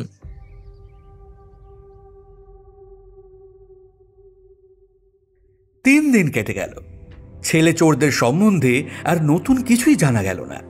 হেমন্তের সমস্ত মস্তিষ্ক জগৎ জুড়ে বিরাজ করছে আমেরিকা ফেরত এক অদেখা অজানা শৌখিন ব্যক্তি এবং মোহন নামক কোনো অচেনা দ্বীপ। কিন্তু অনেক মাথা খাটিয়েও কোনো রকম সুরাহা হলো না। আমেরিকার ভদ্রলোক করতে লাগলেন পুরো দস্তুর অজ্ঞাতবাস এবং মোহনদ্বীপ হয়ে রইল রূপকথারই মায়াদ্বীপের মতন মিথ্যা। এর মধ্যে অনন্তবাবুর আবির্ভাব হচ্ছে এবেলা ওবেলা। দোটানায় পড়ে ভদ্রলোকের অবস্থা বড়ই কাহিল হয়ে উঠেছে। ওদিকে পুত্র শোকাতুর মহারাজা আর এদিকে অচল অটল হেমন্ত। মহারাজা যতই ব্যস্ত হয়ে অনন্তবাবুকে পাঠিয়ে দেন নতুন কোনো আশাপ্রদ তথ্য জানবার জন্যে, হেমন্ত শোনায় ততই নিরাশার কথা, কিংবা কখনো কখনো হয়ে যায় অক্টোলনি মনুমেন্টের মতনই নিস্তব্ধ। বেশি পীড়াপিড়ি করলে শান্ত মুখে ফুটিয়ে তোলে দা ভিঞ্চির আঁকা মোনালিসার হাসি। কাল বৈকালে এসে অনন্তবাবু একটা চমকপ্রদ সংবাদ দিয়ে গেছেন। দুর্জয়গড়ের মহারাজা বাহাদুর 25,000 টাকা পুরস্কার ঘোষণা করেছেন। যুবরাজের সন্ধান যে দিতে পারবে ওই পুরস্কার হবে তারই প্রাপ্য। অনন্তবাবু, দুর্জয়গড়ের বার্ষিক আয় কত? 20 লক্ষ টাকা। মহারাজ তাহলে দুর্জয়গড়ের যুবরাজের মূল্য স্থির করেছেন 25,000 টাকা। 25,000 টাকা? এ কি বড় দুটিখানি কথা? দেখুন অনন্তবাবু, পুরস্কারের ওই 25,000 টাকার ওপরে আমার লোভ হচ্ছে না। এই কথা বললে মিথ্যে বলা হবে, কিন্তু যদি কেউ অর্থলোভে যুবরাজকে চুরি করে থাকে তাহলে ওই 25,000 টাকাকে সে তুচ্ছ মনে করবে বোধহয়। আমি কিন্তু তা মনে করতে পারছি না মশাই। স্বাদ হচ্ছে আপনার মতন শখের ডিটেকটিভ সেজে আমিও যুবরাজের সন্ধানে কোমর বেঁধে লেগে যাই। আমার মতে 25,000 টাকাই জীবনকে রঙিন করে তোলবার পক্ষে যথেষ্ট। মোটেই নয়, মোটেই নয়। যারা যুবরাজকে চুরি করেছে তারা যদি নিষ্ক্রিয় আদায় করতে চায় তাহলে চেয়ে বসবে হয়তো 5 লক্ষ টাকা। 10-15 লাখ চাইলেও অবাক হব না। বাপরে বাপ, সে কি বলছেন? ও কি অনন্তবাবু, চোরেরা নিষ্ক্রয় চাইলেও অতগুলো টাকা তো আপনার সিন্দুক থেকে বেরোবে না। হ্যাঁ, আপনি এমন কাতর হচ্ছেন কেন? আমি কাতর হচ্ছি মহারাজের মুখটা মনে করে। কেন? যার 20 লাখ টাকা আয়। আরে মশাই, 1 কোটি টাকা আয় হলেও 25,000 টাকা পুরস্কার ঘোষণা করাটা আমাদের মহারাজের পক্ষে অশ্রুতপূর্ব উদারতা। ও, তিনি বুঝি একটু নয় মশাই, একটু নয়। ওর নাম কি যতদূর হতে হয়। গেল বছরে মহারাজা তার মাতৃশ্রাদ্ধ সেরেছিলেন মাত্র 3,000 টাকায়। বুঝছেন মশাই, মাত্র 3,000 টাকা তো বাপ মায়ের কাজে বাঙালির গৃহস্থরা অনায়াসে ব্যয় করে থাকে। কি বলছেন? এত বড় ডাকসাইটে মহারাজ? ওরে মশাই, ওই নামের ডাকে গগন ফাটে, কিন্তু মোল্লার দৌড় মসজিদ পর্যন্ত। কিন্তু শুনেছি মহারাজা বাহাদুর প্রায় ফি বছরেই ভারতের নানা স্থানে বেড়াতে যান, কখনো কখনো বিদেশ ভ্রমণেও যান। তার জন্য তো কম টাকা শ্রাদ্ধ হয় না। হ্যাঁ, আমাদের মহারাজের একটি মাত্র শখ আছে, আর সেটা হচ্ছে নানা জায়গায় ঘুরে বেড়ানো। কিন্তু কী রকম হাত টেনে আর কত কম টাকায় তিনি যে তার ওই শখ মেটান, সেটা শুনলে আপনারা বিশ্বাস করবেন না। তাই নাকি? এমন ব্যাপার? তবে আর বলছি কি, যুবরাজের জন্য কেউ যদি 5 লাখ টাকা নিষ্ক্রয় চায় তাহলে ব্লাড প্রেশার বেড়ে আমাদের মহারাজ দাঁত কপাটে লেগে মূর্ছিত হয়ে পড়বেন। আর 10 লাখ টাকা চাইলে তিনি হয়তো বলে বসবেন যুবরাজকে আর ফিরিয়ে আনার দরকারই নেই। সুতরাং দুর্জয়গড়ের যুবরাজের জন্য তিনি যে 25,000 টাকা পুরস্কার ঘোষণা করেছেন, এটা তো রূপকথার মতোই অসম্ভব কথা। তাহলে বলতে হবে যুবরাজের জন্য মহারাজের বিশেষ প্রাণের টান নেই। টান আছে মশাই, টান আছে। পুত্রের শোকে তিনি পাগলের মতো হয়ে গেছেন। তবে ছেলের শোকে বড়জোর তিনি পাগল হতে পারেন, কিন্তু টাকার শোকে তার মৃত্যু হওয়াটাও অসম্ভব নয়। আপনারা নিয়মিত মাইনে টাইনে পান তো? তা পাই না বললে পাপ হবে। মহারাজা যাকে যা দেবে বলেন তিনি নিয়মিতভাবেই সেটা দেন। কিন্তু অত বড় করদ মহারাজার প্রাইভেট সেক্রেটারি আমি। মাইনে কত পাই জানেন? মাসে 150 টাকা। তারপর খানিকক্ষণ আমরা কেউ কথা বললাম না। আজ আবার আরেক ফ্যাসাতে পড়েছে মশাই। রবীনবাবু হয়তো আমার একটু উপকার করতে পারবেন। আদেশ করুন। আদেশ নয়, অনুরোধ। মহারাজা বাংলা কাগজগুলোতে ওই 25,000 টাকা পুরস্কারের জন্য একটা বিজ্ঞাপন দিতে চান। সেটা লেখবার ভার পড়েছে আমারই ওপরে। রবীনবাবু তো মস্ত লেখক, খুব অল্প কথায় কিভাবে লিখলে বিজ্ঞাপনটা বড় না হয় অথচ খরচ হয় কম সেটা উনি নিশ্চয়ই বলে দিতে পারবেন। আমি মশাই মাতৃভাষায় একেবারে বিদ্যা দিগ্গজ। কলম ধরেছে কি গলদঘর্ম হয়ে উঠছি। বেশ তো, আমি বলে যাই, আপনি লিখে যান। আমি মুখে মুখে বিজ্ঞাপন রচনা করতে লাগলুম। অনন্ত গাঙ্গুলি সেটা লিখে নিয়ে বললেন, যাক, নিশ্চিন্ত, লেখা কমপ্লিট। তবে তারপরেও আরও একটা বিপদ আছে। মহারাজার হুকুম হয়েছে বাংলাদেশের সমস্ত প্রধান প্রধান দৈনিক আর সাপ্তাহিকে এই বিজ্ঞাপনটি প্রকাশ করতে হবে। কিন্তু কাগজওয়ালারা তো হচ্ছে অন্য জগতের বাসিন্দা। সব কাগজের নামধাম তো আমি জানিও না। তার শহরে প্রধান প্রধান দৈনিক আর সাপ্তাহিকের সংখ্যা 15-20 খানার কম নয়। তাদের নামধামও আমি জানি। এই রে, তবেই সেরেছে। কি ব্যাপার, ভয় পেলেন কেন? ভয় পাবো না বলেন কি? সময় তো বেশি নেই। এদিকে 15-20 খানা বিজ্ঞাপন আমাকে যদি এখন নিজের হাতে কপি করতে হয়। নির্ভয় হন অনন্তবাবু, বিজ্ঞাপনটা এখানেই রেখে যান। কপি করবার লোক আমার কাছে আছে। বাঁচলুম। আপনার মঙ্গল হোক। এই টেবিলের ওপরে রইল কাগজখানা। বিকেলে এর কপিগুলো আর কাগজের নাম ঠিকানা নেবার জন্য আমি লোক পাঠিয়ে দেব। আর তাহলে আসি এখন। নমস্কার। অনন্তবাবু দরজা পর্যন্ত গিয়ে আবার দাঁড়িয়ে পড়ে বললেন, কিন্তু দেখবেন মশাই, আমার মুখে মহারাজার যে চরিত্র বিশ্লেষণ শুনলেন সেটা যেন... ভয় নেই, সে কথা আমরা মহারাজকে বলে দেব না, আপনি নিশ্চিন্ত থাকুন। অনন্তবাবু প্রস্থান করলেন। হেমন্ত বিজ্ঞাপনটা তুলে নিয়ে পড়তে লাগলো। মিনিট 2 পড়ে তারিফ করে বললে, চমৎকার চমৎকার। কে, আমার বিজ্ঞাপনের ভাষাটা তাহলে তোমার ভালো লেগেছে? হ্যাঁ? আমার আত্মপ্রসাদের উপরে ঠান্ডা জল নিক্ষেপ করে হেমন্ত প্রবলভাবে মাথা নেড়ে বললে, মোটেই না, মোটেই না, একদমই না। তবে তুমি চমৎকার বললে বড় যে। পুরো কেসটাই কেমন বিজ্ঞাপনের পর বিজ্ঞাপন ঘিরে আবর্তিত হয়ে রয়েছে রবিন। আর সব বিজ্ঞাপন তোমাকে ঘিরেই ঘুরছে। এ বড় চমৎকার কাণ্ড নয় কি? নাও নাও, অনন্তবাবুকে কথা দিয়েছি, কাজেই আমার কথার মান রাখতে এবার বিজ্ঞাপনগুলো কপি করার কাজগুলো করে ফেলো চটপট। আমি একটু ভাত ঘুম দিই বরং। রাগে আমার গা যেন জ্বলতে লাগলো।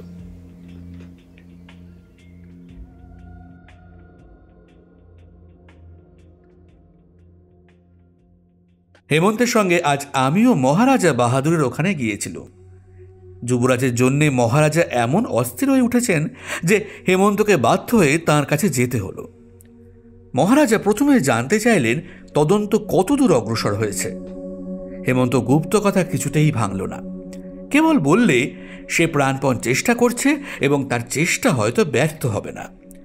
এরকম উড়ো কথায় মহারাজ যথারীতি খুশি হলেন না। রাগ করে পুলিশ ও গোয়েন্দাদের উপরে কতগুলো বাছা বাছা মানহানিকর বিশেষণ প্রয়োগ করলেন। পুত্র বিচ্ছেদে ব্যাকুল মহারাজের এই বিরক্তি হেমন্ত নিজের গায়ে মাখলে না, হাসি মুখেই বিদায় নিয়ে চলে এলো। হেমন্তর বাড়িতে এসে দেখি তার বৈঠকখানার ভিতরে সতীশবাবু ঠিক পিঞ্জরাবদ্ধ সিংহের মতোই এপাশ থেকে ওপাশ পর্যন্ত ছুটোছুটি করছেন। হেমন্তকে দেখেই বলে উঠলেন, বেশ মশাই, বেশ। এদিকে এই ভয়ানক কাণ্ড, আর ওদিকে আপনি দিব্যি হাওয়া খেয়ে বেরিয়ে বেড়াচ্ছেন। হাওয়া খেতে নয় সতীশবাবু, গালাগাল খেতে গিয়েছিলুম। মানে? মানে দুর্জয়গড়ের মহারাজা বাহাদুরের মতে দুনিয়ায় অকর্মণ্যতা শ্রেষ্ঠ আদর্শ হচ্ছে বাঙালি পুলিশ। আর আরে রেখে দিন আপনার দুর্জয়গড়ের তর্জন গর্জন। এদিকে ব্যাপার কি জানেন? প্রকাশ করুন। আপনার ভবিষ্যৎবাণী সত্য হলো। শ্যামলপুরের জমিদারের কাছে ছেলে চোরদের চিঠি এসেছে। কমলাকান্ত রায়চৌধুরীর কাছে? তারই একমাত্র পুত্র তো সর্বপ্রথমে চুরি যায়। হ্যাঁ, এই দেখুন এই পত্রখানা। সতীশবাবুর হাত থেকে পত্রখানা নিয়ে হেমন্ত তার কাগজ পরীক্ষা করে বললে, সেই একই কাগজ, মেড ইন ক্যালিফোর্নিয়া। ভালো ভালো। কি লিখেছে পড়ো তো রবিন। শ্রীযুক্ত কমলাকান্ত রায়চৌধুরী সমীপেশু মহাশয়, আমরা দুরাশয় নই। আপনার পুত্র আমাদেরই কাছে আছে, তাহার সমস্ত কুশল, কিন্তু তাহাকে আর অধিক দিন আমাদের কাছে রাখিতে ইচ্ছা করি না। পুত্রের মূল্যস্বরূপ মহাশয়কে 1,00,000 মাত্র টাকা দিতে হইবে। চেক নয়, 10,000 টাকার 10খানি নোট দিলেই চলিবে। আগামী 15 তারিখে রাত্রি 10টার সময় টালিগঞ্জের রেলওয়ে ব্রিজের উপরে আমাদের লোক আপনার টাকার জন্য অপেক্ষা করিবে। মনে রাখিবেন, আপনি যদি পুলিশে খবর দেন এবং আমাদের লোক ধরা পড়ে কিংবা কেহ তাহার পশ্চাৎ অনুসরণ করে, তাহা হইলে আপনার পুত্রকে হত্যা করিতে আমরা একটু ইতস্তত করিব না। যদি যথাসময়ে টাকা পাই, তবে তাহার পর 7-8 দিনের মধ্যেই আপনার পুত্রকে আমরা বাড়িতে পৌঁছাইয়া দিয়া আসিব। এইটুকু বিশ্বাস আমাদের করিতেই হইবে। আগামী 15 তারিখে টাকা না পাইলে বুঝিব মহাশয়ের পুত্রকে ফিরাইয়া লইবার ইচ্ছা নাই। তাহার পর আপনার পুত্রের ভালো মন্দের জন্য আমরা দায়ী হইব না। ইতি। কি হলো? ইতি বলে থেমে গেলে কেন? চিঠির তলায় নাম নাই। বাহ বাহ, এই শ্রেণীর ভদ্রলোকেরা দেখছি একেবারে বিনয়ের অবতার। নিজেদের নাম জাহির করবার জন্য মোটেই লালায়িত নন। এখন উপায় কি বলুন দেখি। 15ই তো আসছে কাল। কমলাকান্তবাবুর টাকা দেওয়ার শক্তি আছে? আছে, টাকা তিনি দিতেও চান, কিন্তু সেই সঙ্গে তিনি চান ছেলে চোরদের ধরতেও। সেটা কি করে সম্ভব হয়? চিঠিখানা পড়লেন তো? চোরদের দুধ ধরা পড়লে বা কেউ তার পিছু নিলে কমলাকান্তবাবুর ছেলে বাঁচবে না? বোঝো কাণ্ড, এই প্রশ্ন কি আপনি আমায় করছেন মশাই? আপনি তো বিলক্ষণ জানেন মশাই, এমনটা ঘটলে অপরাধীরা সেই ছেলেকে বাঁচতে দেবে না। কিন্তু কমলাকান্ত বাবু ছেলেকেও বাঁচাতে, অপরাধীদেরকেও ধরতে চান। এ কিন্তু অসম্ভব বলেই বোধ হচ্ছে, কারণ এটাও তিনি বলেছেন যে ছেলে যতদিন চোরদের হস্তগত থাকবে ততদিন আমরা কিছুই করতে পারবো না। তাহলে তাদের দুধকে ছেড়ে দিতে হয়। হ্যাঁ, তারপর যেদিন তারা ছেলে ফিরিয়ে দিতে আসবে সেই দিনের জন্য অপেক্ষা করতে হয়। না সতীশবাবু, সেটা আরো অনিশ্চিত। অপরাধীরা বড় চালাক। তারা কবে, কখন, কি উপায়ে ছেলে ফিরিয়ে দেবে সে সব কিছুই জানায়নি। হয়তো তারা বকশিস দিয়ে পথের কোনো লোককে ডেকে কমলাকান্তবাবুর ঠিকানায় তার ছেলেকে পৌঁছে দেওয়ার ব্যবস্থা করবে। তাকে গ্রেপ্তার করেও আমাদের কোনো লাভ হবে না। যদি আমাদের কিছু করতে হয় তবে কাল, অর্থাৎ 15 তারিখেই করতে হবে। তাহলে অপরাধীদের দুধ ধরা পড়বে, কমলাকান্ত বাবুর 1,00,000 টাকা বাঁচবে, কিন্তু তার ছেলেকে রক্ষা করবে কে? মাথা খাটালে পৃথিবীর যে কোনো বিপদ থেকে উদ্ধার লাভের উপায় আবিষ্কার করা যায়। একটু সবুর করুন সতীশবাবু। আগে চা আসুক, তারপর চায়ের পেয়ালায় তুমুল তরঙ্গ তুলতে কতক্ষণ? ওরে মধু, চা। যথাসময়ে চা এলো। একটা পেয়ালা তুলে নিয়ে 1 ঢোক পান করে হেমন্ত বললে, বাঁচলুম। সকালবেলায় দুর্জয়গড়ের চা পান করে দেহের অবস্থা কি কাহিলি হয়ে পড়েছিল। সে কি মশাই, রাজবাড়ির চায়ের নিন্দে? মশাই কি সন্দেহ করেন যে পৃথিবীতে সর্বশ্রেষ্ঠ চা তৈরি হয় কেবল রাজা রাজরার বাড়িতেই? মোটেই নয়। ভালো চা তৈরি করার সঙ্গে হারমোনিয়াম বাজানোর তুলনা চলে। ও দুটোই যেমন সহজ তেমনই কঠিন। এ দুই ক্ষেত্রেই গুণী মেলে 100 জনে 1 জন। বলি কি, আপাতত আপনার চায়ের উপরে এই বক্তৃতাটা বন্ধ করলে ভালো হয় নয় কি? চায়ে শেষ চুমুক মেরে ইজি চেয়ারে হেলে পড়ে হেমন্ত অর্ধমুদিত নেত্রে বললে, ব্যস্ত হবেন না সতীশবাবু, আমার মুখে বাক্যধারা ঝরছে বটে, কিন্তু আমার মস্তিষ্কের ভেতরে উথলে উঠছে চিন্তার তরঙ্গমালা। আমরা পুলিশ, আমরা প্রমাণ চাই। প্রমাণ? বেশ, দিচ্ছি। আসছে কাল রাত 10টার সময় টালিগঞ্জের রেলওয়ে ব্রিজের ওপরে ছেলে চোরেদের দূত আসবে, তাই তো? আগে হ্যাঁ। কমলাকান্তবাবুর লোক তার হাতে লক্ষ টাকার নোট সমর্পণ করবে। তারপর আমাদের অর্থাৎ পুলিশের চর যাবে তার পিছনে পিছনে। দেখ, পর্বতের মুশিক প্রসব। চোরদের চিঠিতে কি লেখা আছে তা আমি ভুলিনি মশাই। পুলিশের চর এমনভাবে দূতের পেছনে যাবে সে একটুও সন্দেহ করতে পারবে না। দুধ যদি অন্ধ আর নির্বোধ না হয়, তাহলে সে ঠিক ধরতে পারবে কে তার পিছু নিয়েছে। না, ধরতে পারবে না। এখানে আপনারা বিলেতি পুলিশের পদ্ধতি অবলম্বন করুন। বটে, পদ্ধতিটা কি শুনি? রাত 10টার ঢের আগে ঘটনাস্থলের চারিদিকে তফাতে তফাতে দলে দলে গুপ্তচর ঘোরাফেরা করবে। মনে রাখবেন, 5-10 জনের কাজ নয়। তারপর যথাসময়ে চোরেদের দূত আসবে, টাকা নেবে, সস্থানের দিকে প্রস্থান করবে। দূর থেকে তাকে অনুসরণ করবে আমাদের প্রথম চর। দূতের লক্ষ্য নিশ্চয়ই তার ওপরে পড়বে, পড়ুক, ক্ষতি নেই। আমাদের প্রথম চর খানিক এগিয়েই দেখতে পাবে একজন নতুন লোককে, অর্থাৎ আমাদের দ্বিতীয় চরকে। প্রথম চর দ্বিতীয়কে ইঙ্গিতে দূতকে দেখিয়ে দিয়ে নিজে পিছিয়ে পড়বে বা অন্যদিকে চলে যাবে। চোরেদের দূত সেটা দেখে ভাববে সে মিছেই সন্দেহ করছিল। ওদিকে আমাদের দ্বিতীয় চর কতকটা পথ পার হয়েই পাবে আমাদের তৃতীয় চরকে। তখন সেও তৃতীয়ের ওপরে কার্যভার দিয়ে নিজে সরে পড়বে। এইভাবে তৃতীয়ের পর চতুর্থ, তারপর দরকার হলে পঞ্চম বা ষষ্ঠ চর দূতের পিছু নিলে সে কিছুই সন্দেহ করতে পারবে না। চমৎকার আধুনিক পদ্ধতি, কিন্তু তারপর? আমাদের আপাতত জানা দরকার কেবল চোরদের কলকাতার আস্তানাটা। এখন কারুকে গ্রেপ্তার করা বুদ্ধিমানের কাজ হবে না, কারণ চোরেদের কবলে আছে 3-3টে বালক। তারা যে কলকাতায় নেই আমরা সেটা জানি। আগে তাদের ঠিকানা বার করি, তারপরে অন্য কথা হবে। কলকাতায় চোর ধরতে গিয়ে তাদের যদি মরণের মুখে এগিয়ে দিই, তাহলে আমাদের অনুতাপ করতে হবে। কাল গেছে 15 তারিখ। রাত 10টার সময় কাল টালিগঞ্জে নিশ্চয়ই একটা কিছু রোমাঞ্চকর নাট্যাভিনয় হয়ে গেছে। খবরটা জানবার জন্যে উৎসুক হয়ে আছে মন। সতীশবাবু কাল রাতেই খবর দিতে আসবার জন্য প্রস্তুত ছিলেন, কিন্তু হেমন্ত রাজি হয়নি। সে বললে, আপনি হয়তো আসবেন রাত 12টার সময়, কিন্তু আপনার খবরের চেয়ে আমার ঘুমকে আমি বেশি মূল্যবান মনে করি। রাতের পর সকাল আছে, এর মধ্যেই খবরটা বাসি হয়ে যাবে না নিশ্চয়ই। যথাসময়ে শয্যা ত্যাগ, আহার ও নিদ্রা হেমন্ত সাধ্যমতো এ নিয়ম রক্ষা করবার চেষ্টা করত। অথচ জরুরি কাজের চাপ পড়লে তাকেই দেখেছি 2-3 রাত্রে বিনা নিদ্রায় অনায়াসেই কাটিয়ে দিতে। সে বলতো, দেখো রবিন, নিয়ম মেনে শরীর ধর্ম পালন করি বলেই আমার দেহের মধ্যে সঞ্চিত হয়ে আছে রিজার্ভ শক্তি। যারা অনিয়মের মধ্যেই জীবন কাটায় তাদের দেহে কেবল রোগ এসেই বাসা বাঁধে, রিজার্ভ শক্তি থেকেও তারা বঞ্চিত হয়। সকালে বসে হেমন্তর সঙ্গে গল্প করছিল। হেমন্ত বলছিল, মানুষের জীবনে দৈবের প্রভাব যে কতখানি আমরা কেউই সেটা ভালোভাবে দেখবার চেষ্টা করি না।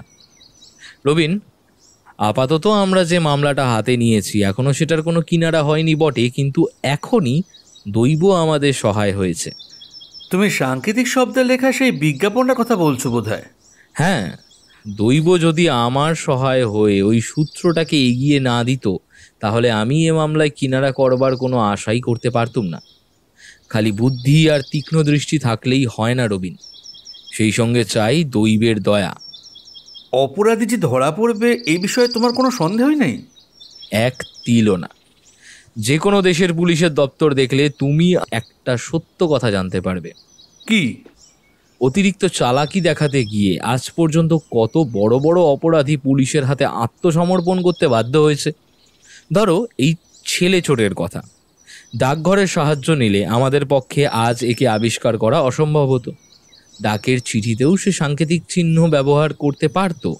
সে চিঠি ভুল ঠিকানায় গেলে বা পুলিশের হাতে পড়লেও খুব সম্ভবত কেউ তার পাঠোদ্ধার করবার চেষ্টা করতো না। ঠিক এই সময় রাস্তায় মোটর দাঁড়ানোর শব্দ হলো। অনতিবিলম্বে ঘরের ভিতরে এসে দাঁড়ালেন সতীশবাবু। চোখে মুখে তার হাসির উচ্ছ্বাস। কি মশাই, খবর কি? কেল্লা ফতে। কেল্লা ফতে? কিরকম? আপনি কি আসল আসামিকেও ধরে ফেলেছেন? পাগল, নিজের দিক না সামলে ভীমরুলের চাকায় হাত দি কখনো? তবে তাদের আড্ডা আবিষ্কার করেছি। কি করে? আপনার ফন্দিটা কাজে লাগিয়ে। হেমন্তবাবু, এমনই নবনব উন্মেষশালিনী বুদ্ধি দেখিয়েই তো আপনি আমাকে মুগ্ধ করে রেখেছেন মশাই। আপনার ফন্দিটা কাজ করেছে ঘড়ির কাঁটার মতো। চোরেদের দূত কোনো সন্দেহই করতে পারেনি। ফন্দিটা আমার নয় সতীশবাবু, ওটা আমি শিখে এসেছি বিলেত থেকে। কিন্তু যাক সে কথা, এখন আপনার কথা বলুন। সতীশবাবু টুপি খুলে বসে পড়ে বললেন, ওদের দূত যথাস্থানেই এসেছিল। তারপর সে টাকা নিয়েছে? হ্যাঁ, সে টাকা নিয়েছে। আর তারপর আমাদের চররা পর্যায়ক্রমে তার পিছু নেয়। সে কোন দিকে যায়? রসা রোড ধরে আসে উত্তর দিকে। তারপর প্রায় রাসবিহারী অ্যাভিনিউর মোড়ের কাছে এসে একখানা মস্ত বাড়ির ভিতরে ঢুকে অদৃশ্য হয়। বাড়িখানার ওপরে পাহারা বসিয়েছেন তো? নিশ্চয়ই। বাড়িখানার নাম মনসা ম্যানশন। অন্ধকার, বাইরে থেকে মনে হয় না ভিতরে মানুষ আছে। যে লোকটা এসেছিল তাকে দেখতে কেমন? রাতে ভালো করে তার চেহারা দেখা যায়নি, তবে সে খুব লম্বা চওড়া। আর তার পোশাক আশাকেও স্থানীয় মানুষ মনে হলো না।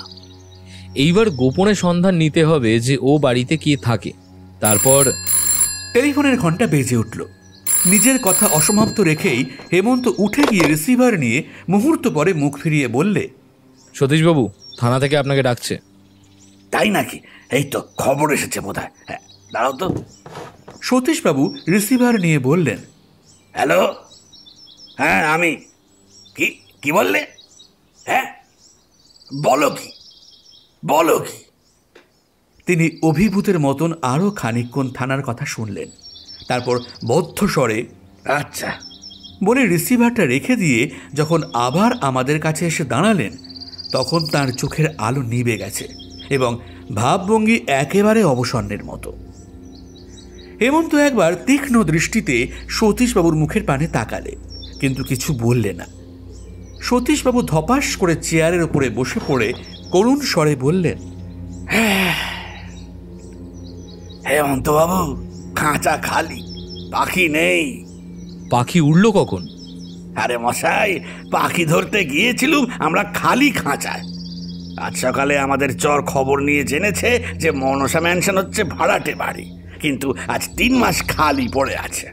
অর্থাৎ চোরেদের দুধ সদর দিয়ে বাড়ির ভেতরে ঢুকে খিড়কির দরজা দিয়ে সরে পড়েছে। কেমন, এই তো?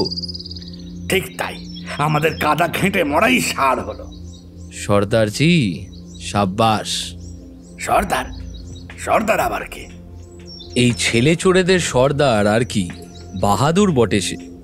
আমাদের এত শিয়ালের পরামর্শ, এত তোড়জোড়, এত ছোটাছুটি, সাফল্যের লাফালাফি, কাল নেমির লঙ্কা ভাগ, তার এক ছেলে ভোলানোর সহজ চালে সব ব্যর্থ হয়ে গেল।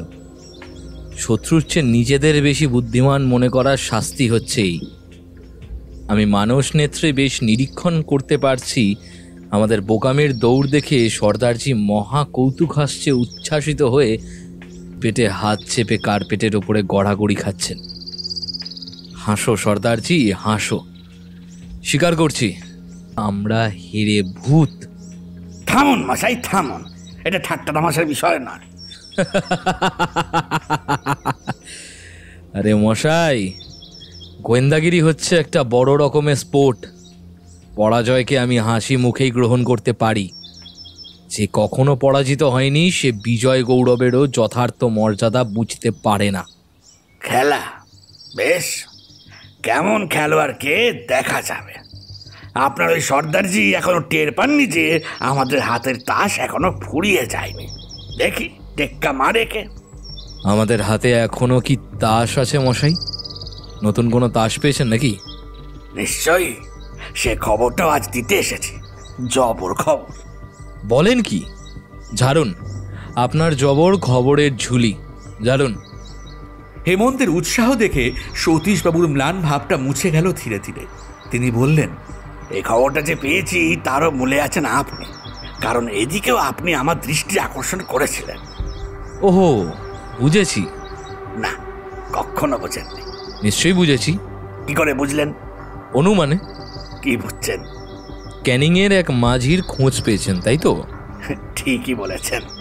জানি কলকাতায় পাখির খাঁচা যখন খালি জবর খবর আসতে পারে তখন কেবল ক্যানিং থেকেই। সত্যি তাই। খবরটা পেয়েছি কাল রাতেই। খবরটা শুনি। পুলিশ খোঁজাখুঁজি করে জলিল নামে এক বুড়ো মাঝিকে বার করেছে। সে নাকি আজ 3 মাসের ভিতরে 4 বার এক এক দল লোককে নিয়ে সমুদ্রের মুখে জামিরা নদীর একটি দ্বীপে পৌঁছে দিয়ে এসেছে। আবার আসবার সময় ওই দ্বীপ থেকেও যাত্রী তুলে এনেছে। তারা যে সন্দেহজনক ব্যক্তি এটা মনে করছেন কেন? তারও কারণ আছে। প্রথমত, জলিল বলে ও অঞ্চলে সে আগেও গিয়েছে, কিন্তু ওই দ্বীপে যে মানুষ থাকে এইটা তার জানা ছিল না।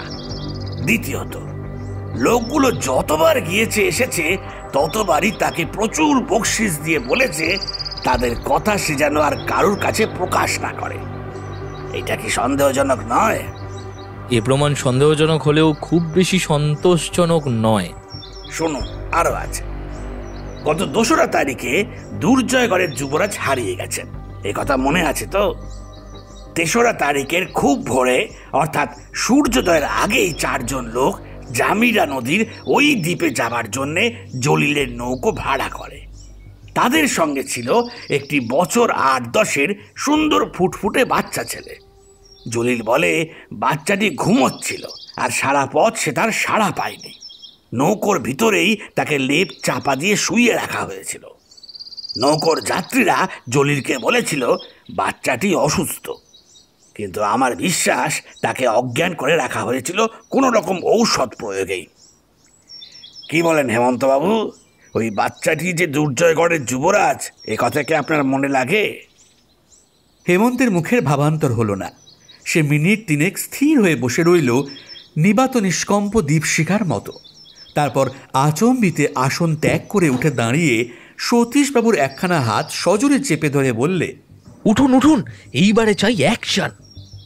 আরে মশাই, হাত ছাড়ুন, হাত ছাড়ুন। গেল যে হাতখানা দবরবা হলো যে, বাবারে। হেমন্ত তাড়াতাড়ি সতীশবাবুর হাত ছেড়ে দিলে। সতীশবাবু হাতখানা ছাড়তে ছাড়তে বললেন, আপনারা 2 বন্ধু যে ভদ্রগুন্ডা তা আমি জানি মশাই, জানি। কুস্তিতে বক্সিংয়ে চ্যাম্পিয়ন হয়েছেন তাও খবরের কাগজে পড়েছি, কিন্তু যত তাল আমার উপরে কেন? আমি কি জামিরা নদীর মোহনদ্বীপের ছেলে ধরা? কি রবীনবাবু, মুখ টিপে টিপে হাসা হচ্ছে যে বড়? আপনিও এগিয়ে আসুন না, অ্যাকশন বলে গর্জন করে আমার আরেকখানা হাত ভেঙে দিন না, তাহলেই তো লেটা চুকে যায়। আপনি নিশ্চিন্ত থাকুন, ও অভিপ্রায় আমার আছে বলে মনে হচ্ছে না। ক্ষমা করবেন সতীশবাবু, মনের আবেগটা আমার হাত দিয়ে বেরিয়ে গেল। বাহ, ভবিষ্যতে মনের আবেগ মনের মধ্যেই চেপে রাখলে বাধিত হব। হ্যাঁ, এখন কি বলতে চান বলুন, কিন্তু কাছে আসবেন না, আপনি উত্তেজিত হয়েছেন। আজই মোহনদ্বীপের দিকে নৌকা ভাসাতে হবে। সতীশবাবু একটু ভাবলেন, তারপর মাথা নেড়ে বললেন, তা হয় না হেমন্তবাবু। কেন হয় না? দেখুন, কেবল যে যাত্রার আয়োজন করতে হবে তা তো নয়, আমার হাতে আরো গুরুতর কাজ আছে। সেগুলোর ব্যবস্থা না করে আমার পক্ষে কলকাতা ছাড়া অসম্ভব। তবে কবে যেতে পারবেন? চেষ্টা করলে কাল যেতে পারি। বেশ তাই, কিন্তু সঙ্গে বেশি লোকজন নেবেন না। যাচ্ছি বাঘের বাসায়, বেশি লোকজন নেব না মানে? অধিক সন্ন্যাসীতে গাজন নষ্ট। শত্রুদেরও চড় থাকতে পারে, তারাও আমাদের ওপরে যে নজর রাখছে না এই কথা বলা যায় না। একটা বিপুল জনতা যদি ক্যানিংয়ের ওপরে ভেঙে পড়ে তাহলে মোহনদ্বীপেও গিয়ে হয়তো দেখব পাখিরা বাসা ছেড়ে উড়ে পালিয়েছে। সে কথা ঠিকই বলেছেন, সে কথা সত্যি, কিন্তু দলে হালকা হয়েও সেখানে যাওয়া তো নিরাপদ নয়। কি জানে তারা কত লোক সেখানে আছে। ভাড়ে কাটাচ্ছে ধারে কাটা ভালো। আমরা কাল রাতের অন্ধকারে গা ঢেকে 12 লোক মিলে 2খানা নৌকায় চেপে যাত্রা করব। আপনি সেই ব্যবস্থা করুন। সঙ্গে যাদের নেবেন তারা যেন বাছা বাছা হয়, অবশ্য সকলকেই সশস্ত্র হয়ে যেতে হবে। ঠিক এই সময় আবার একখানা মোটর আমাদের বাড়ির দরজায় এসে থামল সশব্দে। তারপরে দ্রুত পদে ঘরের ভিতর প্রবেশ করলেন অনন্তবাবু। তাঁর দৃষ্টি উদ্ভ্রান্ত।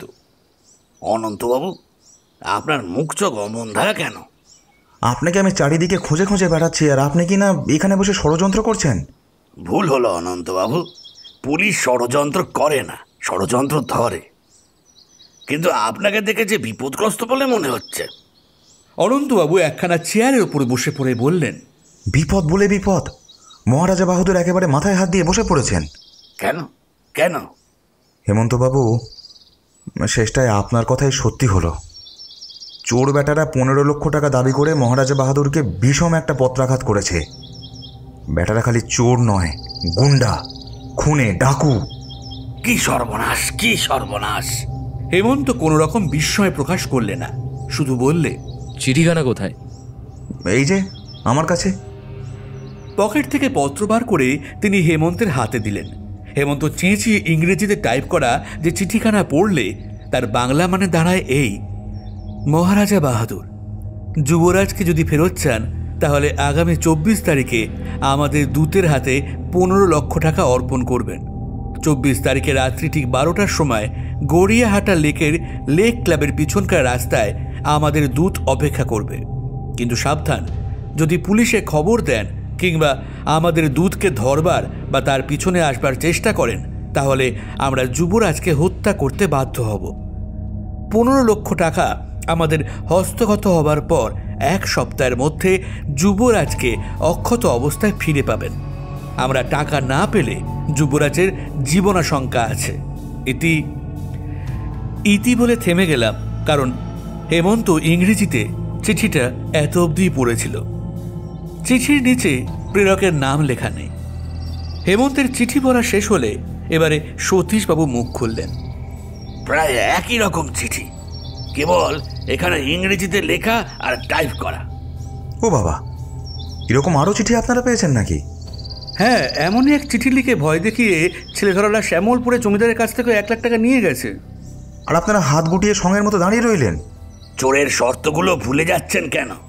আমাদের কি হাত বার করবার উপায় আছে? তাও বটে, তাও বটে। একটু গোলমাল করলেই ছোঁচোরা আবার ছেলে খুন করব বলে ভয় দেখায়। তা পারে, বেটারা সব পারে, গুন্ডা, খুনে, ডাকু। এই একটা চিঠি আমাদের অত বড় মহারাজা বাহাদুরকে একদম কাত করে দিয়েছে, যাকে বলে পপাত ধরণী তলে আর কি। আজ 17, আর 7 দিন পরেই 24। মহারাজা কি করবেন স্থির করেছেন? পুলিশে যখন খবর দিয়েছেন, তার কি টাকা দেওয়ার ইচ্ছে নেই? ইচ্ছে? এক কথায় 15 লক্ষ টাকা জলে দেবার ইচ্ছে হবে আমাদের মহারাজের? বলেন কি মশাই? কিন্তু এখন তাকে দেখলে আপনাদের দুঃখ হবে। একই সঙ্গে ছেলে হারাবার আর টাকা হারাবার ভয়ে তিনি একেবারে ভেঙেই পড়েছেন। কি করবেন কিছু বুঝতে না পেরে আপনাকে আর সতীশবাবুকে নিয়ে যাবার জন্য আমাকে পাঠিয়ে দিলেন। সে আমরা যাচ্ছি বটে, কিন্তু দিতে পারি খালি একটাই পরামর্শ: যুবরাজকে বাঁচাতে হলে টাকা দেওয়া ছাড়া উপায় নেই। না না মশাই, ওসব পাপীদের কথায় বিশ্বাস নেই। তারপর অতগুলো টাকা হাতিয়েও যুবরাজকে যদি ছেড়ে না দেয় তখন? তবু ওদের কথা মতোই কাজ করতে হবে। এর মধ্যে বলবার মতন ঘটনা কিছুই ঘটেনি। যতক্ষণ কলকাতায় ছিলুম, মহারাজা বাহাদুরের হাহুতাশ বাণী বহন করে অনন্তবাবু এসে আক্রমণ করেছেন বারংবার, এবং কালকেরও আজকের দুপুরের মধ্যে হেমন্তকে বাধ্য হয়ে রাজবাড়িতে ছুটতে হয়েছে 5 বার। মহারাজের কথা কিন্তু সেই একই: হয় 1,05,000 টাকার বিনিময়ে যুবরাজকে ফিরিয়ে আনবার ব্যবস্থা করো, নয় অপরাধীকে গ্রেফতার করে যুবরাজকে উদ্ধার করো। 25,000 টাকা পুরস্কারের উপরেও আমি দেব আরও 25,000 টাকা। মহারাজার এই শেষ কথা। মাঝখানে পড়ে বেচারা অনন্তবাবুর অবস্থা যা হয়েছে তাকে দেখলে খুব দুঃখ হয়। যতবারই দেখেছি ততবারই তিনি হাঁপাচ্ছেন এবং এই শীতেও রুমাল দিয়ে কপালের ঘাম মুছতে মুছতে বলছেন, পাগল রাজার পাল্লায় পড়ে আমার আত্মারামটা বুঝে এইবার খাঁচা ছাড়া হয়।